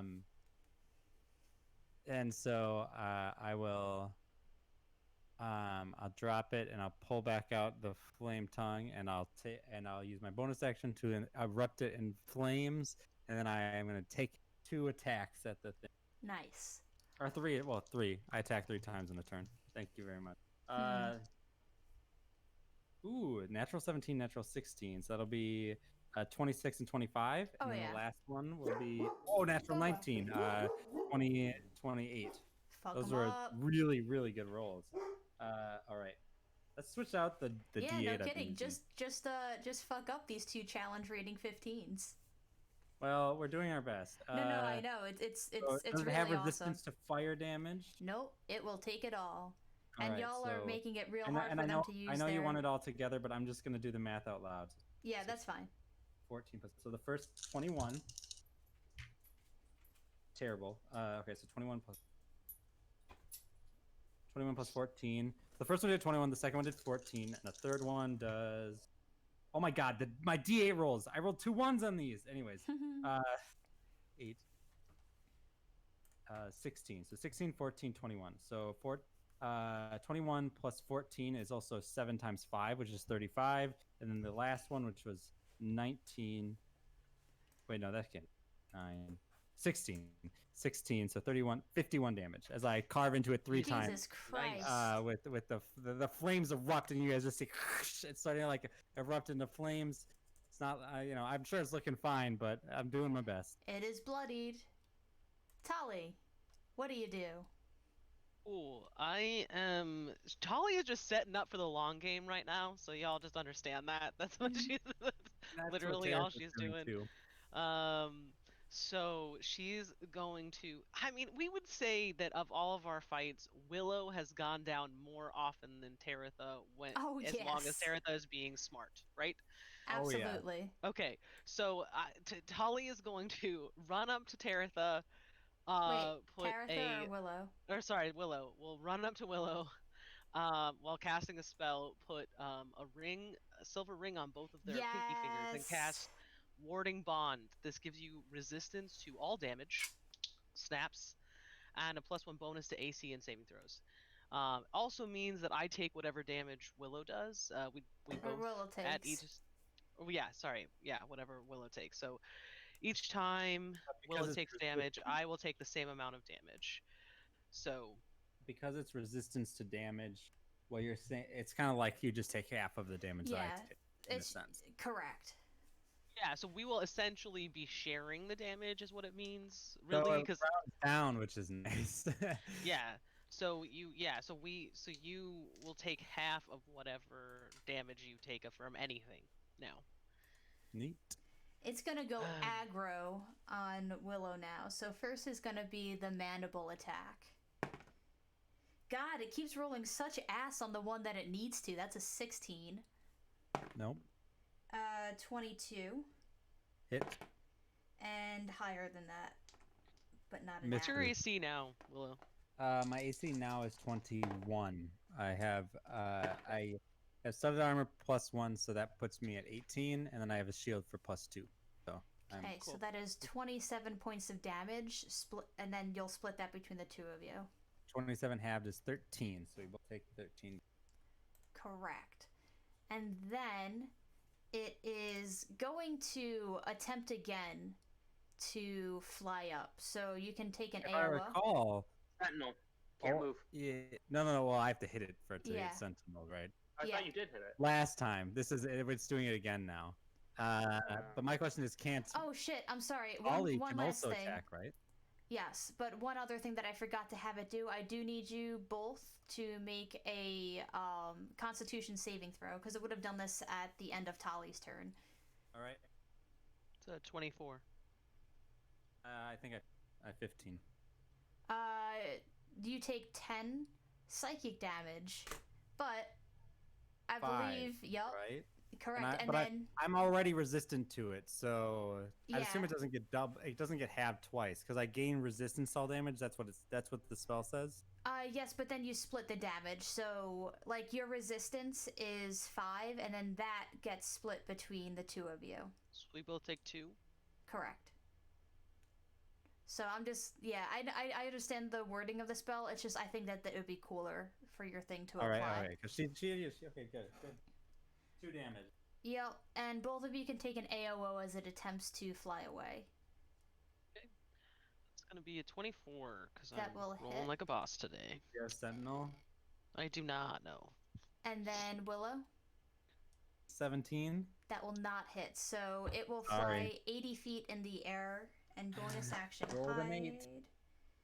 Alright, so its hide was not that great. If your perception passive is a 14 or higher. We both can see it. Yeah. Also, it takes 14 points of damage. Okay, but it is 80 feet in the air now. Okay. No, wait, this is now the second round. Taratha, what do you do? How far away am I from it? 80 feet plus like 60 feet.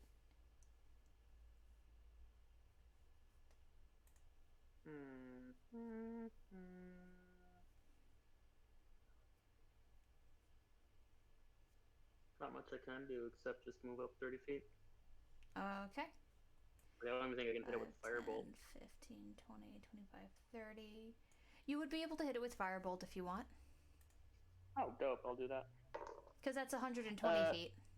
120 feet, yeah. But Yeah. if I was... Pythagorean, it's you give Pythagorean theorem, but I'd say it's close enough. Yeah. Okay, that's going to be a 19 to hit. Yep, that'll hit. Cool. Where are my D10s? I rarely use D10s. Okay. That's going to be 15 damage. All right, it takes it. It is now Willow's turn. So, I was just curious about this, and so I looked it up, and so it seems like the intent of the designers is that you should be able to switch weapons in combat without using an action. But they're like, I don't care. I guess I'll chill. I assume it's probably going to come down and attack me, so I will hold my... I assume if I hold my action, I get all 3 of the attacks when it comes down. Yeah, if you hold your action, you're putting yourself back in the lineup. I've just had DMs in the past, and I'm not sure, Eric, if you were one of them, but I know that, Leia, you've had us drop weapons, and we can't, like, ad nauseum switch between them. So... I mean, have we ever played in a have I ever run a 5e game for you? No. So Pathfinder is you have to drop it because otherwise it takes movement. I mean, But I'm fine with spending my movement. You know, I'm just standing here, but I mean, each system has a little bit of different, yeah, just a little bit different. Everything has the same fucking words, but none of them are the same yeah, meaning to anything. yeah. So I mean, I've had DMs do it many different ways, and it's just a DM call. Like whatever you want to do, I think is fair. Yeah, I don't get. It's a free action to draw or sheath a weapon. So I suppose Okay. drawing and sheathing a weapon maybe is too much or That's something. yep. I don't No, know. that's fine. So if you are drawing a weapon, that is fine. But like, you could have like flame tongue in one hand and the other one in the other. But if either of them are two-handed weapons, then you can't draw and sheath it. So Well, I have a shield right now, so I already have a not free hand right now. okay. It's So then, fine. I'll just wait for it to come down. It's because I won't be able to sentinel it, but it's during fine. either your move or your free action. So, but it says or, not and. Yeah, Is my so thing, so. I'm gonna hold my action, and I will if it comes within range for me to use my flame tongue, I will attack. Sounds good. Tali? And I might as Oh. well bonus action. Sorry, I'm in a second wind. I've taken enough damage where, You want to use it? and yeah, and I have reasons to use bonus action on other turns. So if I'm not using it this turn, I might as well. How bad do you look right now? Not too bad. Bloodied? I've taken 59 damage out of my 132 hit points thanks to your bonus plus 20. Okay.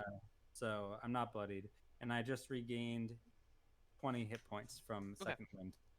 Cool. I just want to make sure because I can do heals if we need to do heals. What am I gonna do? So this thing has like super beefy saves. Yep. So I don't necessarily. And it's 70 feet away. 80. Oh, okay. Then I don't think I can do this. The one thing would be, No, can't do don't move out of range of Willow. that. No. Yeah. Yeah, her goal is to stay within 60 feet of you all the fucking time. Oh, I mean like melee range. But that's up to you. But that's because she's holding an attack. But if you move, then she wouldn't be able to get her held attack. But if the creature went for you, but I'm gonna shut up. You got to play your character. No, I'm not gonna move away from you. I was saying more in general. Unless Taratha is going down, she's staying next to Willow. All right. Because I have the light, and because we have the rings, both of which require us to be within 60 feet of each other. So. Thumbs up. I don't fucking know. I think I'll also hold my. Well, no, because we can't hold our action because it starts the turn, right? So like if we hold our action now, we can't. Like, because it'll go with the top of the round, right? It goes at the bottom. Oh, it goes to the bottom. Cool. I'll just wait for it here then. Sounds good. The crow will bonus action hide first. Is anyone's passive above a 19? I don't think so. Nope, mine is 18. Okay. You lose sight of it. You don't know where it goes. I'm blindly moving it, so please, I know where it is moving. It's just the square not be exact because I have it hidden, the layer hidden. Yeah. Sure. All right. So now you two, Taratha and Willow and Tali, you are after the crow. Are you going to do anything? You can't see it. Correct. It's hiding in daylight. Well, who goes first? It can hide in whoever wants to use their action first will do it, but it is currently whoever goes first, right? I mean, you can go. I don't care. Yeah, you I'll both I'll chose look to for delay it your because you turn. can't find a hidden creature with a I have that perception check. true seeing amulet. Can I see it? I mean, it's just hidden. It's not like It's an like it's hiding illusion. behind something or in a room, and you have to find it, right? Like, Yeah. it's like a rogue's bonus action hide. I mean, it's flying through daylight right now, but yes, it's like a bonus action rogue. Yes, but it's 60 feet light, 60 feet dim, and it could still hide in dim lighting. So it's not coming down, is what It we're is not saying. correct. Okay. I guess I will, since I know that now it's not going to come for us. I will stash my sword, and can I pull out bad news? Yep. And I will just if if a creature's hidden, can you still make attack rolls against it? I know if a creature's invisible, you can. You just have disadvantage. I was assuming I would have disadvantage, but would I have disadvantage, or can I just not attack it because it's? Well, I mean, it's not in melee range, right? I brought bad news. I brought out the big guns. Got you. Yeah, like I would agree. I would argue that you can't attack something that's hidden, just like something can't attack you when it's hidden. Like it would work for you as well because it just wouldn't see you. That's totally fine. In which case, I will just try to find it. I will just try to find it. Yeah. I will spend my action to try to find it.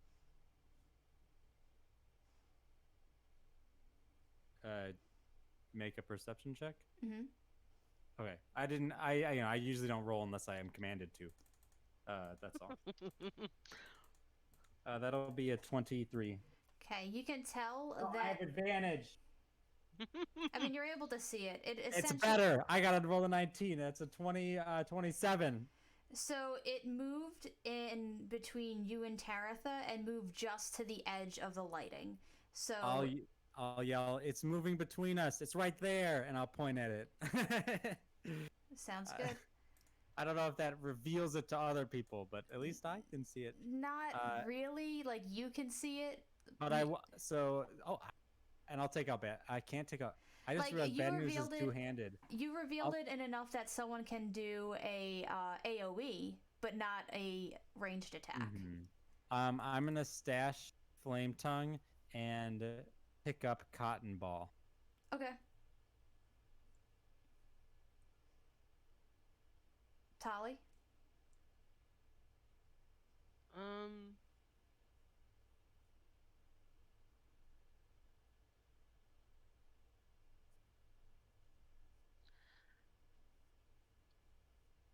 I guess I'm gonna. Oh my gosh. Why am I dying right now? I'm gonna cast Spiritual Weapon. Mm-hmm. Just so I have another form of attack on this thing when I can actually attack it. Okay. Yeah. Isn't that only your bonus action though? Yeah, so I guess I could also find it, but that doesn't... It'll just bonus action hide next time, so it doesn't really super do a lot for me to do it. I mean, if you're able to find it with your action, you can use your bonus action to Fairy hit it with Fire, if anyone has that. It's... Oh, yeah, okay. Disadvantage. Fairy Fire would suck against this, never mind.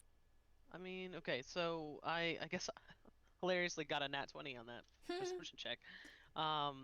For a 25, but is it within 60 feet of me? No.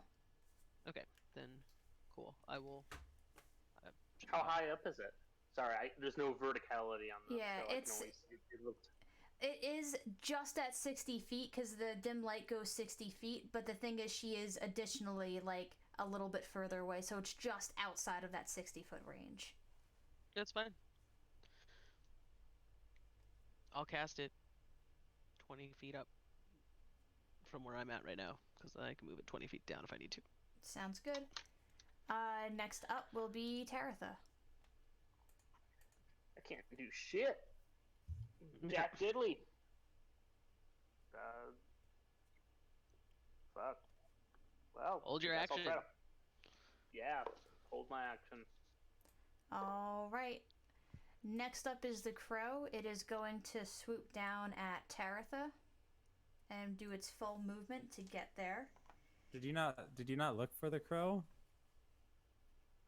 Hold my action. Yeah. Oh, okay. So first is going to be the mandible attack. 1 second. every time it does the mandibles, which is the one I'm most excited for, it rolls in single digits. That's a 14. And then 2 claws, which will be a 19 and a 26. Okay. Are they separate attacks? Yes. Okay. Well, they hit 2 of my mirror images, so I have 1 mirror image left. Sounds good. And that it makes confused crow sounds and is very upset. Taratha, are you going to insert your action yeah, I'm now? use my turn now. What's it looking like? Bloodied. Okay.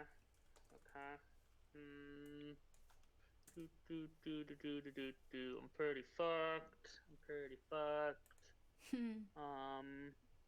Whatever. Not whatever. I should be a bit more cooler than that. What do I want to do? Not much to do. So, 1 second. Why the fuck is Mind Spike a concentration spell? That is just so fucking dumb that it's a concentration spell. Because you're concentrating on their brain. I'm kidding. Yeah, no. Just no. Okay, well, when in Isn't it doubt. because after you use it, you know where they are, right? That's. Oh.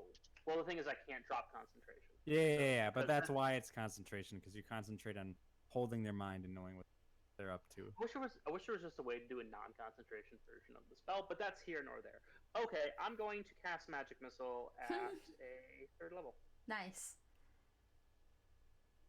I have not cast a spell in forever, so I don't remember exactly what it does. Just 1d4 auto hits. plus 1 plus 3. Okay, so that's going to be an immediate 3 damage plus 7,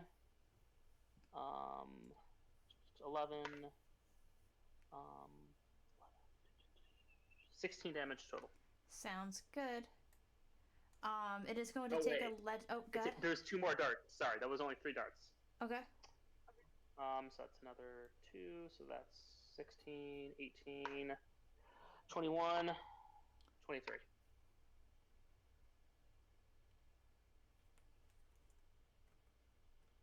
One second. What level did you cast it at, Chief?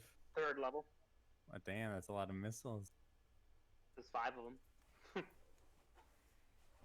All right. So then it's going to take a legendary action and use its wing attack. I need you to make a dexterity saving throw. That's gonna be a big fat 22. Okay, you are not Nice. knocked prone, nor do you take damage, but it does fly 40 feet in the air after that. I still see it. Yep. It is still within the daylight that Tali has at that point. It is now Willow's turn. I will take a shot with Cotton Ball, then I will reload, and then I will take another shot with Cotton. Sounds good. Shit. 17 is the higher. That neither hit. All right, that's it. That's all I'll do. Oh, this is actually the first turn. As to that, I already rolled. I had intended to use Fighting Spirit to gain advantage because I want the temp HP and to blow through them before the last encounter, but I didn't do it, so let's just keep going. Sounds good. Next up is Tali. Okay. I guess I'm gonna. Can I move my spiritual weapon up 20 feet and hit this thing, or is it too far away for me to? Nope, you could do that. You announced it 20 feet in the air, and it is you were well and close enough to get him. Cool. That's gonna be a 19. That will hit. For max damage, yo. So that's gonna be a 13. Sounds good. Kill him, Tali. It is still up. That was only your bonus action. Use your main action. Oh, right. Jeez, fuck, I forgot about that. I mean, I guess I could try Toll the Dead. We'll see. Well, remember these are very wise motherfuckers. So. Well, but yes, they are. But I don't. There's not much of a cost to tolling the dead on something, Yeah. right? No, because it's a cantrip, but like I don't really have a whole lot of lower level spells that aren't wisdom based because I'm a cleric. Yeah. So, so like I could douse it with water, but that's not gonna do anything. That's gonna be a 25 dog. Not with that attitude. Cool. Yeah, it makes it so whatever. All It's right. fine. It's gonna fly 20 feet, Did it roll? 40 feet down again. It rolled a 25. It's gonna fly 40 feet down and try and mandible attack Taratha. I want to die, but does an 18 hit you? It normally would, but I'm gonna use my reaction to cast shield. Yup. So mad. Bam. And then it's gonna make 2 more attacks. So the higher one will be because the other one's not gonna hit. The next one's a 23. Does that still hit you? That is right at my new AC. All right. So that is going to be 11 points of damage. And then it is going to fly back. Actually, yeah, it'll fly back 40 feet in the air. And we are now at Taratha. Cool. You know, sometimes you win, sometimes you lose, sometimes you cast magic missile at a second level time. So it's gonna be 4 darts at 4 damage. 7, 10, 12, 17. Okay, one Sorry, second. no, 16. Wait, how do you get that much from 4d4? 4 darts because I'm casting it at a second level. 3 darts, so that starts with 4. I rolled 2 3s, a 2, and a 4. That should put me at a number that I now have lost in my head. That's 17. Sounds good. It is on death's door. Willow, it is now your turn. So I can take 3 shots with cotton ball. Just then, do one at a time. It has 3 HP left. Oh, okay. Shot number 1 is a 25. You kill it. Pew! Oh no, 27. Nice. So like the magic missile, boom, boom, boom, and then like it's like kind of flapping its wings kind of frenetically, and then just you hear a single shot ring out, and you hear blood splatters out the back end of its head, and it's this huge creature, and it lands in the sand. There's a big puff of thing, and then I'm gonna spend. I guess since there's nothing else to attack, I'll spend the rest of my action to hit that reload button and reload the gun, because I'm assuming, I mean, DM, I can reload the gun when it still has some bullets in it, right? Oh yeah, absolutely. Okay, so I'll reload it. Here's the question I'm going to get rid of too. Now this is where Crow 1 is going to appear in 30 seconds. So where does everyone want to position themselves? And what are you doing in the meantime? Take a deep breath. I'll walk over to where it is. I'll put away cotton ball. I'll pull out flame tongue. And I will just prepare. I'll just do this every turn until it pops up. Prepare an action to do an attack action when it pops back in. Like Now it'll just be a reaction. Yep. Tali, I imagine you want to get in melee. What do you mean? I'm just double checking to make sure we're on the same page. Because you're using a reaction to hit it when it pops back, right? Yeah. Well, I'll spend every turn holding my action to say if a creature comes into range, I attack it, and then my held action gets used. Right. That's what holding an action does in D&D 5e.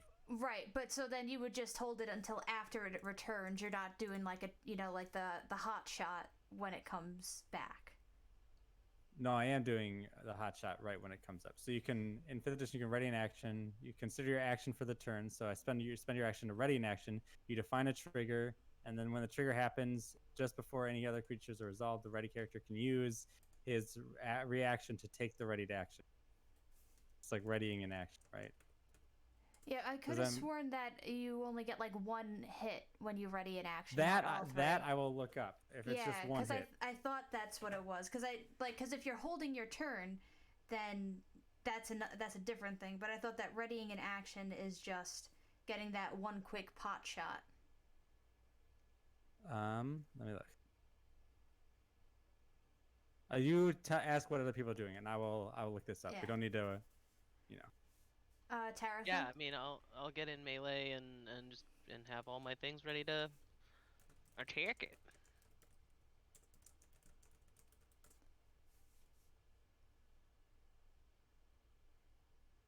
I am just gonna wait for it to pop back and then go to town on it, or try to go to town on it at least. Yeah, so when you are able to do extra attacks, that is on your turn.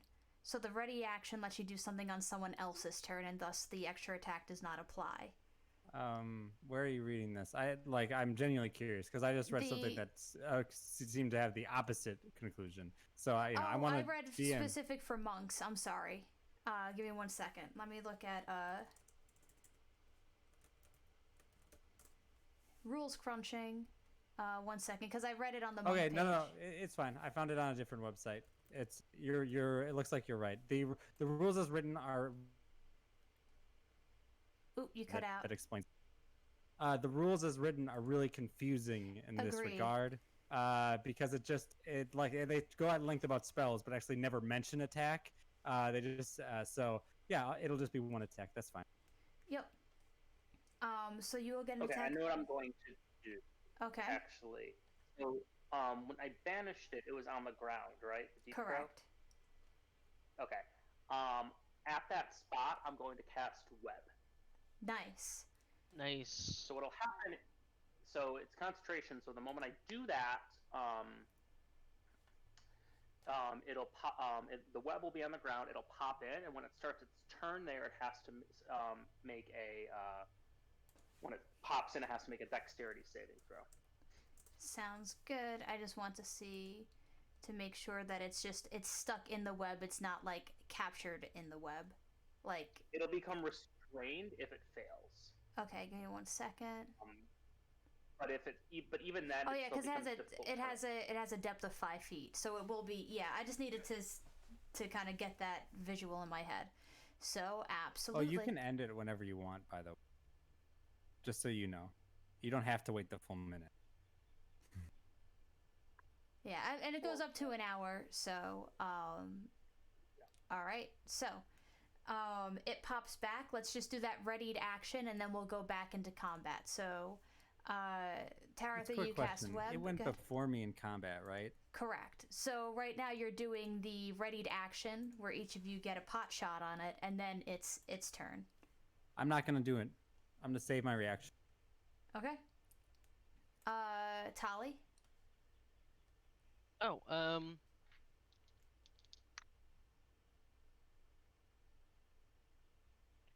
yeah, okay, one of them is a spiritual weapon is a dirty 20 to hit, and You would only be able to hit once. I didn't ready an action. I just held my action until this thing came out.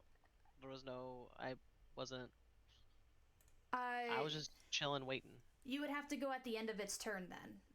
And at this sucks. It's its turn. It's turn. Yeah. This doesn't have to be too complicated. It just did you hold an action with that? Did you ready something to happen when it comes or not? If you didn't, then it just goes to its turn. Yeah. Simple as that. And I didn't do it because I want to be able to use my reaction if it moves away to sentinel it. Yeah. So. Well, Willow. No, I never called a readied action, so I'm not gonna. Okay. So then it is its turn. It has to make the save. So you said dexterity, Corey? Yes. That will. 1 second. I just have to pull up its stats. Wrong thing. It's dex save. Ooh, just fails by the looks of it. A 17. I'm gonna drop it by 1. Oh, because 17 does save? Yeah, that's my spell save. Nice. So it is now restrained. That just means it has disadvantage on attacks and cannot move, rather. Yeah. Sounds good. So it is going to... give me 1 second. It is going to make 3 attacks with disadvantage. Because it's still feeling pretty good and feeling pretty cocky. So, 1 second. The first one is going to be on Willow. Okay. I was like, who is it attacking? God, that will not hit, and then it's gonna do it 2 more times on Willow. That's double 4s. And then a 19 does not hit you with your No. new stuff as well. It just pounds into the shield, but doesn't manage to break in. Not my new one. My base is 20, so I'm at 21 now. Gotcha. So now, Taratha, it is your turn. Cool. And it made just to double check. It made no attacks against. Tali. Tali. No. Okay, because if it did, I could sentinel it. Yep. And just so you know, it has disadvantage on dexterity saving throws, so if it wants to try to get released, it'll have disadvantage on that, and attacks against it have advantage now. Yep. It also has disadvantage on attacks, I believe, right? Yep. Yes. It rolled with Yep. disadvantage all those times. All of them Cool. would have hit. I'm just gonna save my spell slots and cast Firebolt. That's going to be an 16. Sorry, 18. 18 will hit. 18 will hit. Cool. And I imagine that you were shooting it towards the top and not by your web. Yeah. That will be. Ooh, I rolled pretty well. 19 damage. Sounds good. And then what it is going to do is take a legendary action, and it is going to. Let me just see which one it wants to do.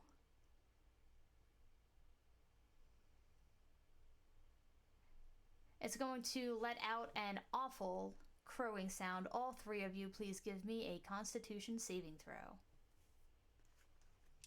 19. 16. 25.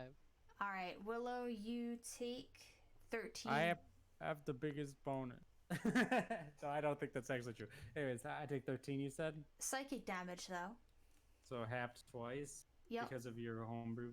And rules. then Tali will also take part of that as well. So 13 halved once is 6, halved once is 3. So And now We it. each take 1? No, No, 3. we each take We both 3. take 3. Okay. yeah. Cool. Then next up is Willow's turn. All right, time to cut this thing down. No advantage on the attacks naturally, but I will unnaturally gain it with some fighting spirit. Get that 10 temporary hit points Wait. up. So that what You have advantage because it's restrained. I'm still gonna do it. Yeah, that's fine. I just the 10 temp HP I guess is the only reason to get it. All right, and cut. Mhm. First attack is a natural 19. Second attack is a 17. And then the third attack is 20. Yeah, well hit. 17 hits? Oh, I thought that was a natural 17. 17 Yeah. does not hit. Okay, so... Okay. Ooh, that was really good.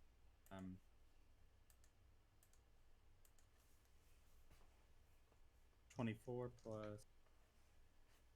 Double 6 on the fire there. 47 damage. Nice. It's like 2 slashes just go, burn and sear into its skin. Give me 1 second. Just doing math. All right, next up is Tali. All right. It's gonna be an 18 to hit with the. Yep. Okay. That's gonna be. Oh my god. What? Y'all. I rolled a So for my actual attack with my blade, and not with a spiritual weapon, I rolled a 20 and a 19, both of which are critical. Oh, Which nice. is entertaining. But anyway, that's neither here nor there. Fuck it, stay. All right. So I'm gonna. You just want me to add up everything, right? Correct. Corey is like looking at Kelly in the eyes right now and saying, "I'm the chain devil now." Yeah. God. I never knew that combo would be so deadly. And that was even using the rules a little bit lighter than what it's supposed to be, because you should have been making, like, saves to get out of each individual chain. Well, the restrained condition is, unlike grapple, because grapple is the worst condition in the game, the restrained condition is so extremely difficult, and once you're restrained, getting out of it, you're at disadvantage. So once you're in it, it's hard. It's incredibly hard to get out of. It's if you can restrain an enemy, that's why web is so good. But no one takes it because it's just like, oh, I want to be like a lame Spider-Man. So yeah, 44 points of damage. 4-4. 4-4, yeah, 44. Nice. You bloody it.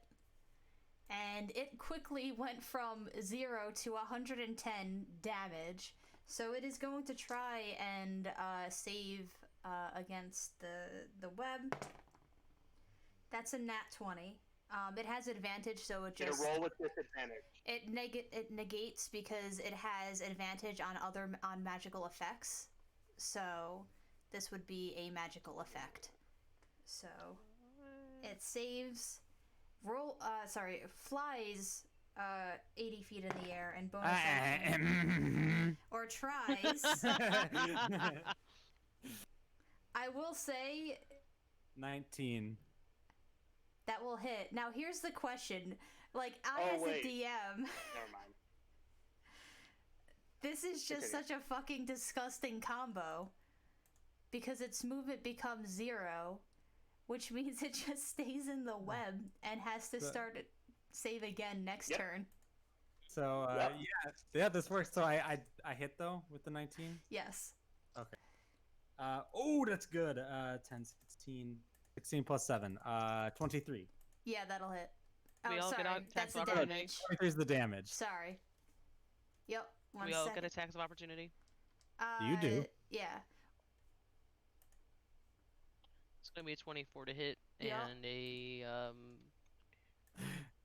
18 points of damage. Sounds After good. weeks of turmoil between them, all it took was one good fight for them to work together so well. No, this is a disgusting combo, and I love it.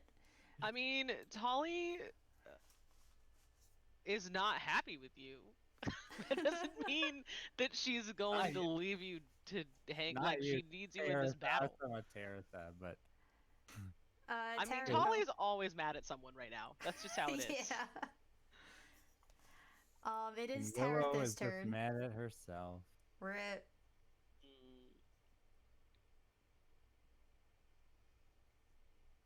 What does Taratha do?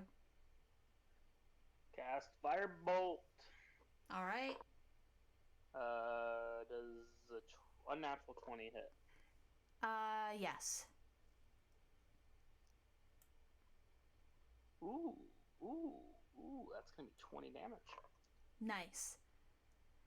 It is on death's door now. I will argue that it did break free of the web, so it is currently not restrained. It started its turn there. Right, so but then it has to make another save. I know, but I'm saying that it broke free last turn, so it currently does not have advantage on it because it broke free. What? Yeah, it does. Yeah, that's correct. So when it starts its turn, I doubt it will, but I just wanted to let Willow know that she does not have advantage on these attacks. And same for Tolly. I didn't even take advantage on the last.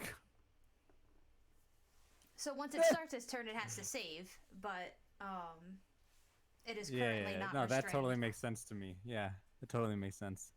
Don't worry about it, Chief. So is it whose turn is it now? Your turn. Oh, cool. So I won't Fighting Spirit because I haven't taken damage. So I don't get the temp HP. So 3 attacks with Flame Tongue. Mm-hmm. Natural 20. It has 6 HP. You are... Oh. Well, I won't roll it past the natural 20.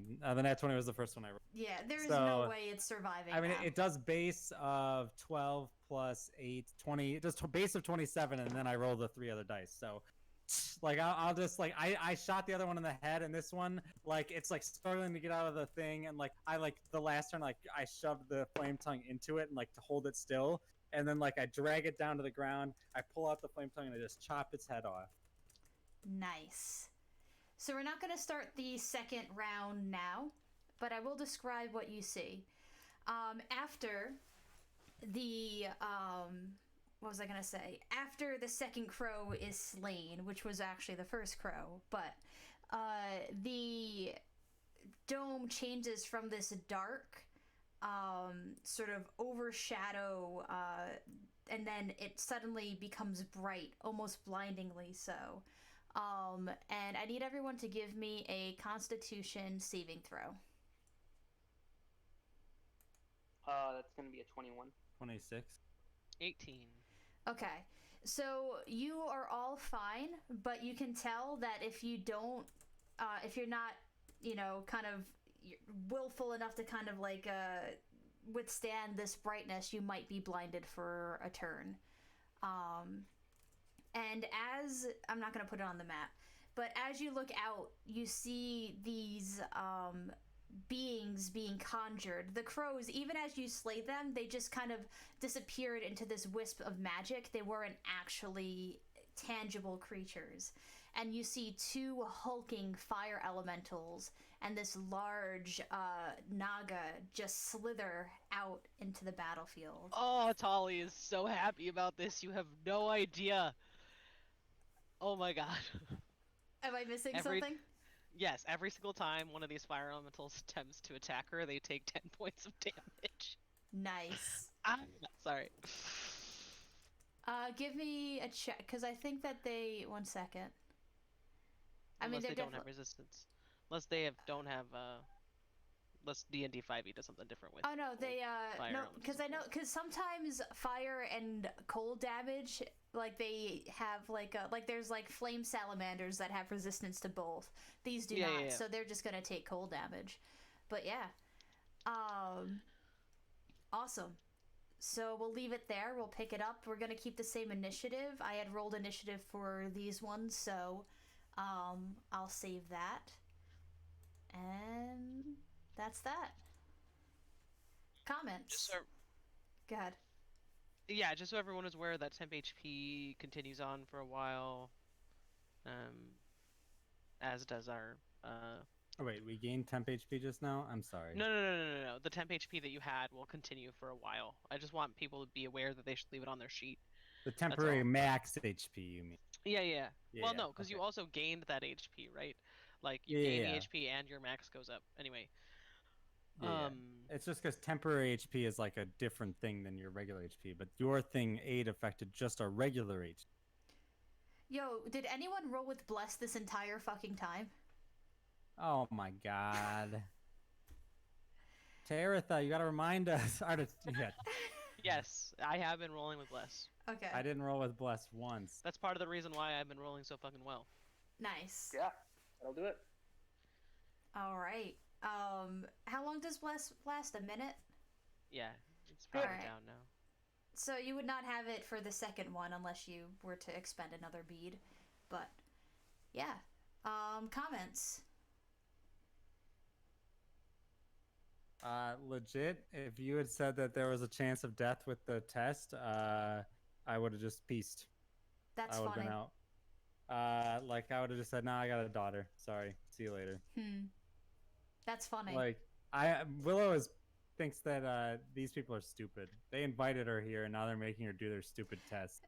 Well, they weren't going to make you do the stupid test, You but lied. she was. Yeah. Willow doesn't really feel like she was lying. She was just kind of telling a half truth. But also she was just trying to cover for her friend, which is Yeah. honorable in its own way. Totally. Oh yeah. No. But like when pushed, and then when they were kind of like trying to get her to admit to it, she was just being stubborn, which is totally fine. That's what Willow is.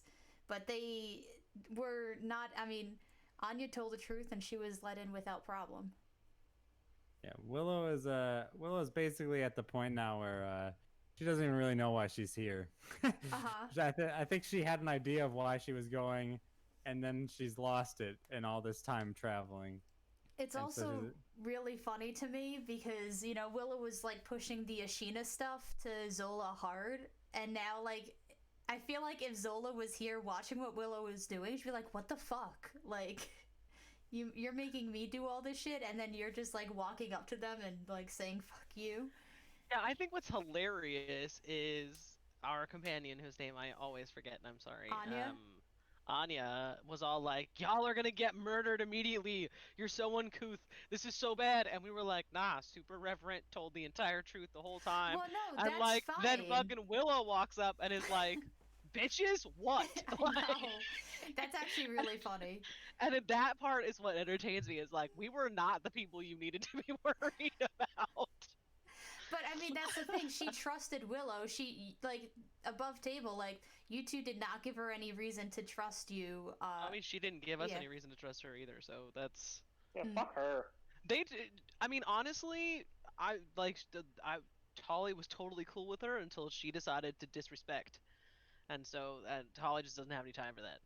Well, that's the thing. That was like it's just funny because like culturally that is the appropriate thing to do. Sure, and And the appropriate thing, cultural thing for Tolly to do is respond the way that she did, right? oh Like yeah. that's the thing is they had just two opposing cultural um, tactics for finding respect, which is totally legit. Oh yeah. And so like that's not the issue that she had. Like she didn't mind the clash in culture, but like the fact that like at no point, and here's the thing, you don't have to disclose this to her, but at no point were you like, no, like this is how we are out here, but once we get there, don't worry, we'll be fine. It was just a no. That's literally You, what they said the whole time. We don't have to respect you, but we're gonna respect them. And she didn't like that answer. it wasn't those words exactly. The way that it was coming off was like we're gonna act the way we are, which would be respectful, but we're not telling you how we're gonna act because we don't respect you, and that's what she took out of that. So she Sure. wasn't quite sure how you were going to act. She's like, I don't fucking trust these people then. But then in the end, Willow was the worst, and I say that with love, which was hysterical to me. I also love the inter-party combos. Like yes, it's fun to find combos with like feats and your own like skill set, but that web and sentinel is just stupid, and I love it. Yeah. Sorry, you stay here. Hmm. Oh yeah. Well, now I got to figure out how to deal with two fire elementals and a Naga. That'll Yep. be fun. Gonna be fine. Tolly's prepared for fire elementals. All of her things are for fire elementals. Give her these fucking fire elementals. Yep. She is here for this. Yep. And I've been waiting ever since like the beginning of the campaign to throw a proper like guardian naga for you to fight, because like when y'all approached that one way back when as like level like 5 characters, I'm just like there's no way you can fight this right now and you're not intended to, but I really like these as beasts to fight. I guess do we want to have a conversation about utility spells, because having daylight was fucking their day in terms of being able to hide. So just kind of like, and web as well. So do you want to talk about like utility spells and like finding ways for them to shine and kind of like justifying the use of them sometimes when it's been in your prepared list for way too long? Yeah, there's definitely a lot of like niche ones. Like Divination Wizard is very much set up to be utility. Most of the divination spells are strictly utility and have very little combat use, whereas Web has very strong combat use. Mm-hmm. I think definitely when you're a spellcaster, when you're a full caster like a wizard, and cleric is technically a full caster, right? I'm not wrong about that. Yeah. Yeah, Mostly, it kind of depends on which like which domain you choose. Some of them really, like are you lose prepared spells based on your domain. uh no, I guess no. You don't. That would be really weird. That'd be cool though. Like definitely creating like a more. Anyways, yeah, I approached Teratha with the mindset of having very limited offensive options. I wanted to be more focused on CC and just out of combat utility as well, because that's where I feel like a lot of like cool spell stuff can happen. Like there's really fun interactions, and we saw them today with like Sentinel and Web. Um, but it feels more kind of mechanical rather than finding that one really cool spell that can help fix like a puzzle or a social encounter. Like you wouldn't want to use say suggestion in combat. You could. I mean, mass suggestion definitely has a lot of use, but it's single target. I find it more fun in an RP setting. Yep. Yeah, I mean, knowing about that they were going to go through some type of trial, her whole thing was just like, okay, what things can help with whatever the hell they happen to throw at us.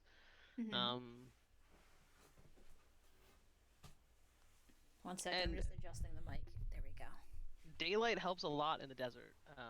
Like I imagine in my head that daylight at night, like when you're fighting stuff. Oh yeah. In the nighttime in the desert, can be extremely helpful. And so I think one of the things that I build Tolly's kind of spells every day on are not only what she's doing, but like what historically has worked for her. And so I think about like tactically, what do you need in the desert? And that's why I have daylight prepared a lot, because you just don't always, you don't know what you're going to encounter.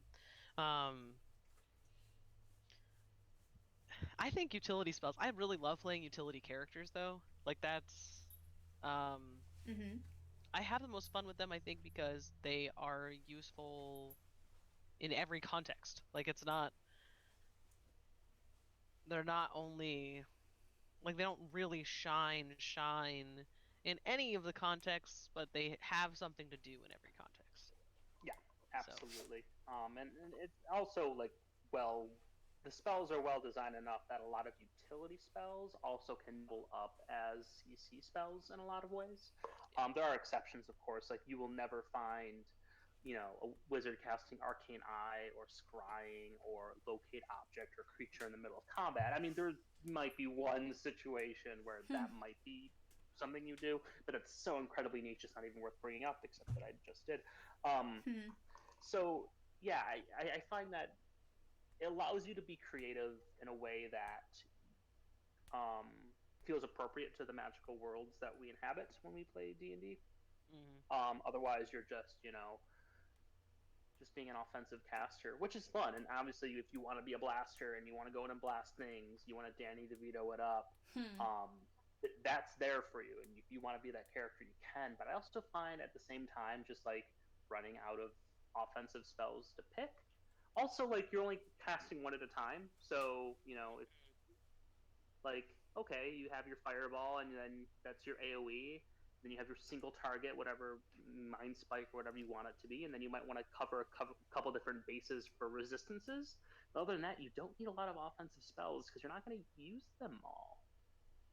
Yeah, I mean, as a cleric, I have found that a lot of the so at like first, third, fifth, and seventh, and ninth, you get just like spells that are always there, right? They're always prepared for you. And without fail, one of those is always offensive and one of them is defensive or utility. Which means a lot of, like, I don't necessarily have to prepare a whole lot of, like, offensive damage dealing stuff because they've already given that to me. So, like, Call Lightning and Shatter are both spells that are just always prepared every day because I'm a Tempest Cleric. So I can't wait for Ice Storm too, but that's such a good one. Sleet Storm is surprisingly sad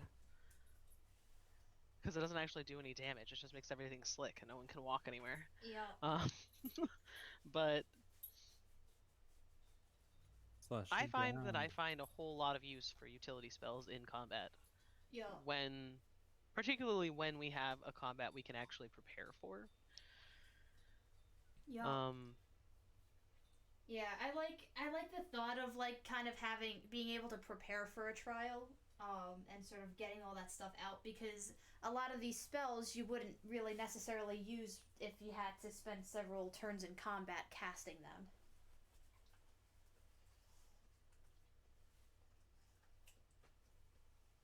Yeah, that can be the rub, right? Like, is it worth the action economy? And I think one of the reasons, like, I love paladins. I hate so many of their spells because, like, they make good buff Don't you mean characters. What? smite slots? Yeah, What do you? but I mean they are for smites. Let's be real. But their spell list just kind of sucks because like they can either take 2 or 3 actions in combat, or you could be the party buff. But like if you're like the action economy is very difficult to justify losing an entire round of attacks just to buff the party mid combat. Whereas Especially like, when go ahead. combat is so fast, right? Like if you're only going to be in combat 3 rounds, a buff doesn't seem that useful of a thing to toss on everybody. Mm-hmm. And if you have like a smaller party, like bless, right? I don't like. Let's say you cast bless and you like hit. I don't know how many people does bless normally. 3. Base bless hits only 3. Yeah. All right, but let's say you only have, our party's only is wait. Does it count yourself? I'm trying to remember. Is it? All right. Well, It our could be party. 3 Yeah, including you are- yourself. But like Yeah. you're spending your action and your concentration to do that. But imagine if you had a party of like 6 and you upcast it so that you bless everyone, right? Then like that's so many more rolls that bless is buffing, right? So like a lot of times being a utility caster is better when you have other people filling those other roles of like, you know, the striker, or you know, someone who does a lot of damage, right? Or you know, somebody who's taking up a lot of space, or someone who's doing a lot of CC. But it can be harder to justify those kinds of more fringe actions the smaller the party is. Well, and I think also I mean, just like you said, the shorter the combat is, right? Like this time, like it's very rare that Tolly spends the first 3 actions just doing like, hey, let's get set up spells, um, because you know, like even some of our toughest fights have been 5 rounds. Yeah. Yeah. And right? this So- particular one was 5-6 rounds of actual combat. Right, and she knew that like there would be no resting, like you just got to get through them, so she was like, cool, let's like these crows, we can take them, whatever, they're fine. She doesn't actually think any of these trials are going to be. She's very cocky, so, you know. she thinks they're going to be fine, but also she wants to make sure people stay up, that we get to the end. And in order to do that, when she knows that there's going to be a longer fight, it's like there are things that she would do to make teamwork happen, you know? Mm-hmm. That she wouldn't do if it was just like a single enemy and like, you know, it's going to be 5 rounds, then she'll just whack it. Yup. Like, Do the barbarian thing. Whack. Yeah. Yep. I mean, paladins did kind of get nerfed in Mhm. 5e. I think As compared to Oathbreaker other Paladin gets like a lot of good stuff. And I feel like higher level paladins are more useful in terms of like the in between combats lay on hands sort of thing, and you know, eventually getting 3 attacks. So like I think high level paladins are justifiable, but it's really tough to justify, I don't know, like a level 7 paladin that's not Oathbreaker. I mean, Vengeance. Vengeance I mean, is pretty good. yeah. Which is I don't know. essentially like Oathbreaker, but The still. thing is that like, is a paladin like that much less effective than like a fighter? And on top of that, they do get to pump points into charisma because that's their spellcasting modifier, which makes them better faces. So like, and you know, allows them to do social things better. So I think personally, you know, Mm-hmm. I think that they're fine. I think paladins are pretty good class overall. But Mm-hmm. but I think a lot of it comes down to like, right, how you play your character, and like, you know, like effectiveness in combat, as we're kind of talking about in chat, is, you know, isn't all there is to D&D, but it is something that you always want to consider when you're building your characters. Like, what are they going to do in combat, right? And how can Mhm. I make them, you know, at least not be a drag on the team or something like that. But Mhm. I think that like no level 7 paladin, like nobody's like sitting in a party with a level 7 paladin like, wow, that person's not carrying their weight. You know what I mean? Like, No, I think it's just the unless it's Tomas. no. in fact, paladins have a lot of utility because they get like divine Mm. sense, they get lay on hands, they get Right, but I'm I'm actually I'm really talking about like surprised to hear Like, you guys are kind of like not happy with paladins. I consider them incredible, especially at that mid-range level 7. In combat, incredibly potent. I don't feel like in combat though it feels good to be a paladin. In other You get 2 aspects, attacks. You have.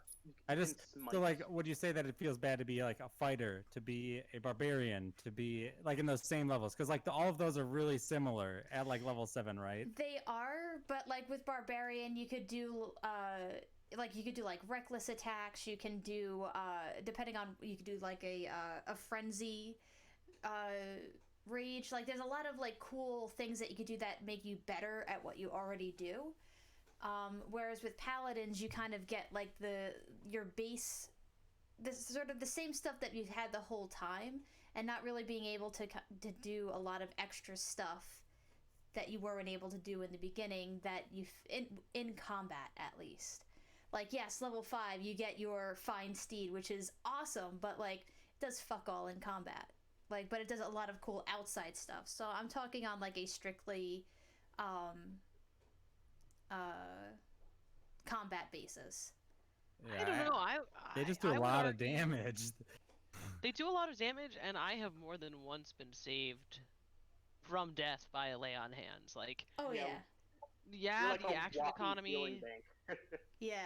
I like think the action economy is pretty is good. You get a harder. crit and you deal like 90 damage. Like No. But the action, like, you don't. So, Uh-huh. like, okay, so like, if you're comparing it to say barbarians or rogues or even fighters, like, have a lot of kind of bonus action stuff where paladins don't. Like, they have to be much Yeah. more careful about what they do and how they're using their action economy.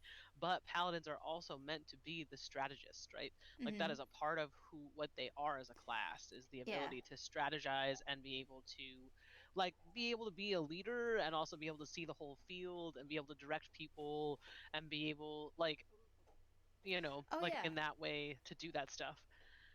Like So I think oh god. a lot of their action economy is like, I'm going to use my bonus action to tell someone to do something, or like to be the person that can see the thing that other people can't see and point it out. Mm. I think it all depends on how you play.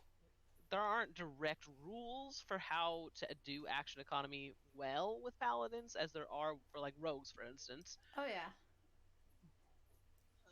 But I don't know, it just requires more finesse, which is why I don't play paladins. I love role playing paladins. I'm actually thinking about playing a paladin at the end because right now, Eric, I know that we got months left, but like if we end up doing that winter that new book coming out, I'm going hardcore into a paladin. Yeah. I think like one thing I'll say is that in general, this conversation, and I think we all know this, but I want to make it clear to our audience, is incredibly contextual, right? Oh yeah, yeah. Like 100%. for instance, in all of Kelly's campaigns, monks are OP because Kelly tends to Yeah. throw 2 big monsters at you or 1 big monster at you, and monks are really good at 1-on-1 or 3v1. If you have numbers, monks are amazing because stunning strike is really good against a single target, right? But if there's 10 targets and stunning any of them is kind of a useless use of key points, right? When you could just perhaps kill one with an extra attack, suddenly that ability is useless, right? So it depends on how your DM constructs things, right? Right, Similarly, 100%. Divine Sense is absolutely useless in the campaign I'm currently running because like they're fighting dragons, right? Like, Yeah. like there's not really evil, right? Or like undead or celestials that are running around. But if you're running in a campaign that has those things, a paladin just has like a leg up on everybody else, right? Same thing with like a ranger, right? If they're in their favorite terrain or they have their favored prey, right? And the thing.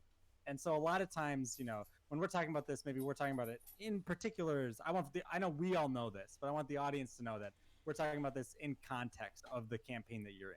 How Right, dare you 100%. call out my combat makeup that I've been doing very clearly for 2 years? Across like how many campaigns have we played together? Right. That's actually been one of the things that I've been working on lately is trying to make combats with more enemies because I want to give players more options. Because what I find is if there's only like I'm not criticizing. I'm saying for my own DMing. So like I'm talking about me learning how to DM better. Is that what I find is if I only give the players like 1 or 2 things to like attack, they tend to fall into the same gameplay pattern. But when Yeah. you add extra folds, like there's a mage running around, then suddenly players are going to make just like different decisions, right? Use their action economy differently because they're like, I'm worried about that mage, right? Or like, you know, yeah, when you threw that mage, I was like, there's no fucking way I'm not going after that shit first. exactly. And so I really love. That's one of the things I've been trying to learn and get better at as a DM when I'm constructing encounters is try to make sure that there's always an and that the players have to be considering. Like, yes, there's that, but there's also this. There's and that, or you know, or this. I can do this or that. Like trying to give more options. Trying to, like, as you know, Kelly, I always try to make the terrain like a problem, or like the the way the room is constructed, like the battlefield is constructed. Because again, that forces like, shoot, those archers are on a roof. How am I going to get on the roof, right? Like those are all like things that then make it so it's not just about my paladin's action economy is worse, but it's like, well, now then it's like, well, my paladin's divine health comes into play, right, or something, like that. I mean, I have two things to say. The first one is Kelly has actually two types of there isn't just one. There isn't just one. There are two types of encounters. One of them is more or less 1-on-1 or 2-on-3 or whatever. A limited number of enemies, or like 8 completely OP enemies that fucking murk the party. So I just want us to all be aware of the Chain Devil fiasco. There was only one. But there's only one Chain Devil fiasco. When did I ever have 8 OPs besides the Chain Devil? I mean, I was being hyperbolic. Okay. Uh-huh. But I also think, and I'm gonna be I'll be a little critical. That's oh, fine. you were still talking, Lay. I'm sorry. No, you're fine. So the other thing that I was gonna say is that it's actually really fun to throw things in, but players don't always get what you were going for, like what you were hoping for them to do. So like, in a game that I ran yesterday, those of you who have looked at my Facebook will know why this is funny, but I had a very tough enemy that they actually weren't supposed to get to for a while, but then they took kind of like a side route and decided to go down this crazy path where they ended up at one of the final bosses long before they should have ever been there. And I had him make a duplicate of himself, and it was a homebrew enemy in which it was like a large creature that could deal a lot of damage but had very low AC, and every time you hit it, he also took half damage. So he has a 23 AC, but his duplicate has a 16 AC. And I had them all do perception checks to see that, like, when you hit this thing, he's also taking damage. And they still kept, like, they just decided to ignore the big guy who they could have hit and just, like, got very frustrated not being able to hit the main guy. And I was like, I was trying to give you some free, like, help here, over here at this thing. And you guys just, like, totally didn't get it. Which I always think is interesting when you're putting things together. Yeah, sometimes they just won't. It'll go right over their heads. Right. Yeah, or they're just like, no, I really want to go after this guy. This is a guy I've been hitting, and so I'm just gonna, I've chosen this path. I'm just gonna be stubborn. I'm gonna go for it. Fuck this guy in particular. Yeah. Yeah.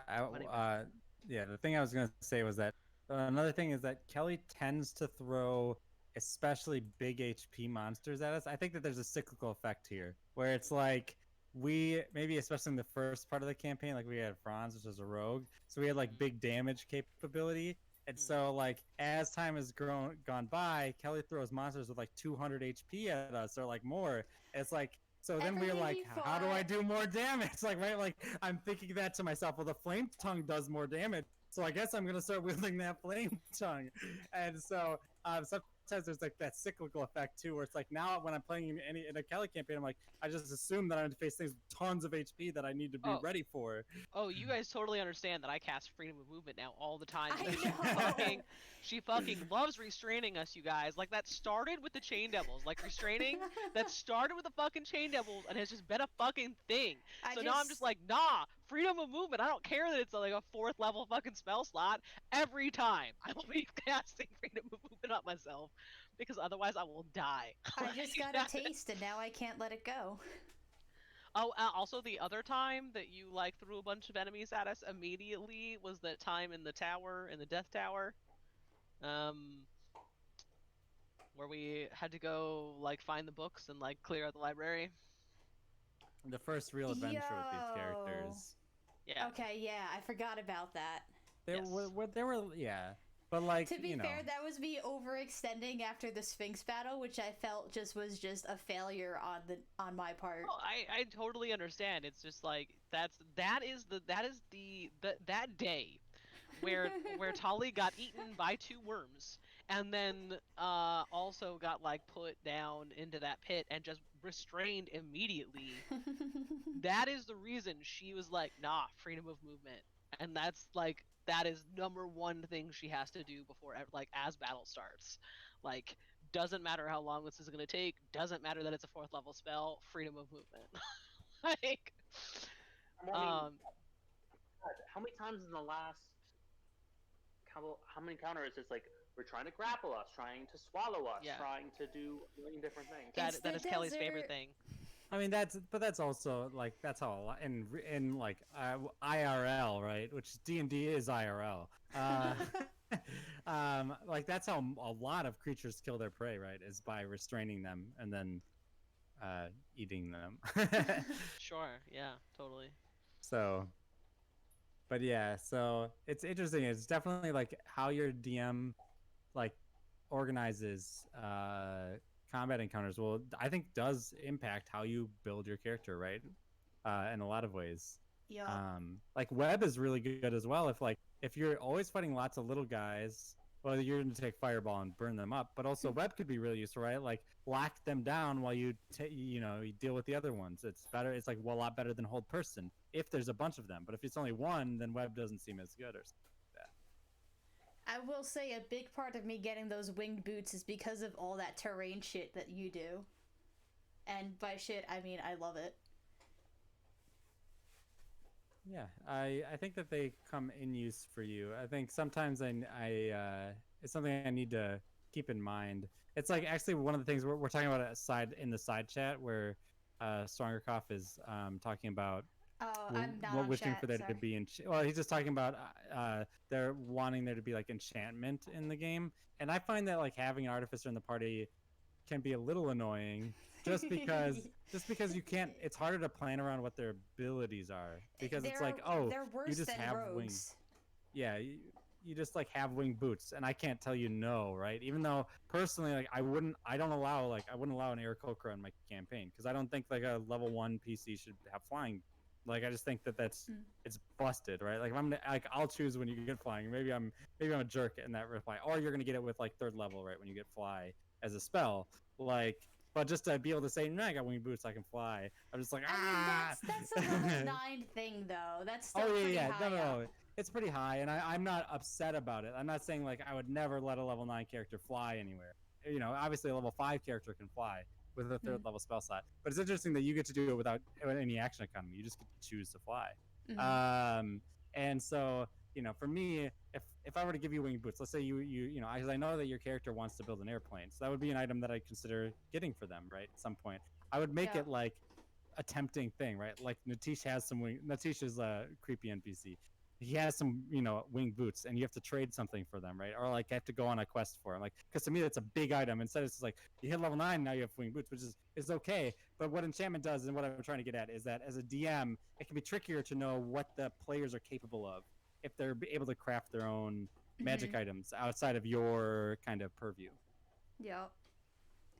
And then, just boom, 3 long rests, and then there's 3 headbands of intellect to fight the mind flayers is also ridiculous as well. Yeah, but that one I like. That's actually that's what I really want to see out of Anushka in general, but also just out of any artificer is actually giving their magic items away. Oh right? no, Like absolutely not. Because I mean, yes, I get it, but like the way that I play her is that she is using her own stuff because she is actively refusing other stuff that sure. the other party gets. So like I'm trying to balance it by like all the stuff that we encounter besides the things that are very obviously created for her, she bounces off to the party members. Yeah, and that's okay. I think it would be fun to run like a campaign where like you say like it's like really low magic and you have an artificer in the party, and like the artificer is everyone's source of magic items. Like that could be really cool or something like as a concept for a campaign, right? That's not the one that we're in, but that could be really fun or interesting. Yeah. Stronger Cough says one of my DMs accidentally gave my 3.5 Ranger a +3 great sword at level 10. It ruined the boss fight. No level 10 should have a +3 keen great sword. Yeah, Yeah. that's the rub with magic items too. Is as a DM you have to. It's hard, especially when you're like new to DMing with magic items. Like, for instance, I'm running a campaign with Travis, who's pretty new. Travis is one of my friends. He's like his first time DMing a campaign, and he just let he let the monks start off at like level 3 with bracers of defense, which is the Oof. best monk item. Oof. Like, so the monk is just like way better than we are. Like, he's got like a super high AC for level 3. And it's pretty interesting because then like I got a hat of wizarding, which is like a common magic item, like lets me cast a cantrip, right? And I think Yeah. somebody else got like like something like things that just aren't that useful, which isn't bad. Like if a level 3 shouldn't have awesome magic items, but it's funny because that's what happens if you're in like a new DM, right? And you're like you're like working with magic items for the first time. You don't realize like what's good and what's not. Like So I we'll guess stun the AC, don't let it go up. But go ahead, what were you gonna say? that's one of the, I guess, one of the major differences that I have found between the way that I DM and the way that I kind of like the way that I was taught to DM by other people, Mm-hmm. kind of in the formative time of my DMing learning, is that I existed in very high power campaigns all the time. Um, so like the people around me were hardcore power gamers, and the DMs liked that. Like that's what they wanted to do, and so they it was all a balancing act of being able to throw things at the party that matched their power level, and to also make sure that the player characters themselves were more or less balanced, so you didn't have one person that just wasn't having fun. Mm-hmm. Um, and so I really love actually playing with overpowered PCs. I think it's like Yep. it's so much fun. Can be really fun, yeah. And a lot of DMs don't run that way, so I often will run that way just because it's a little off norm. So like players aren't playing in that type of campaign. Like so, if you have a player who is in 3 campaigns, like this one is different somehow. Um,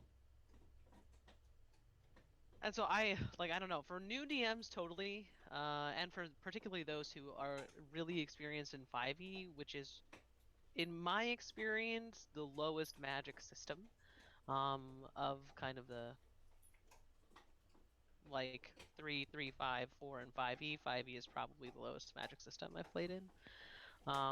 Just naturally, like, as in all of the magic items are in the DM's guide. Like that's like that's how like you don't necessarily like players don't necessarily have access to that information. I mean, except for the internet, But like,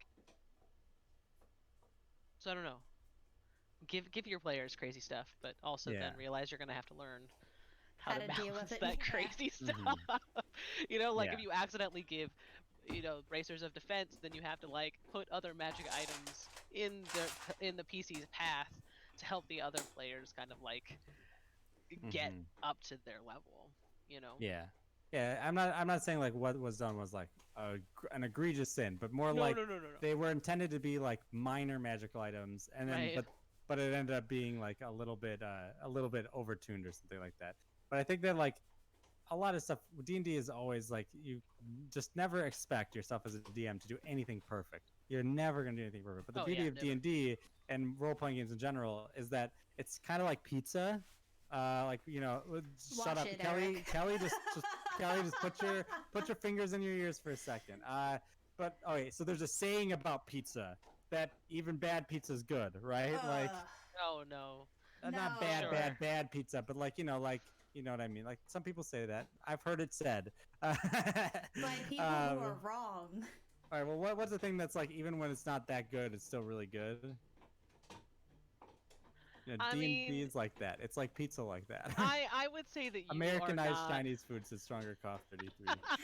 That's actually a good one. I like that one. I mean, like technically any food group, you could say the worst of it is not good. But also, I understand.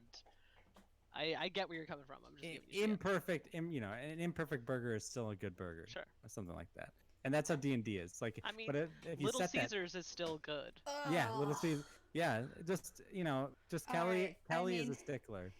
Yeah, I mean, you're a New Yorker and can go away. That's how I feel about I that. actually do need to go away because I have to pack to leave in like 40 minutes. I was after this stream was done. I was gonna tell you guys the TPK story, but sure, if you want to leave, that's fine. Yeah, I'm sorry, I have to leave. Okay. But y'all can stay after I end the stream. But thank you for playing. Thank y'all for Bye, joining. guys. And we'll see you next week.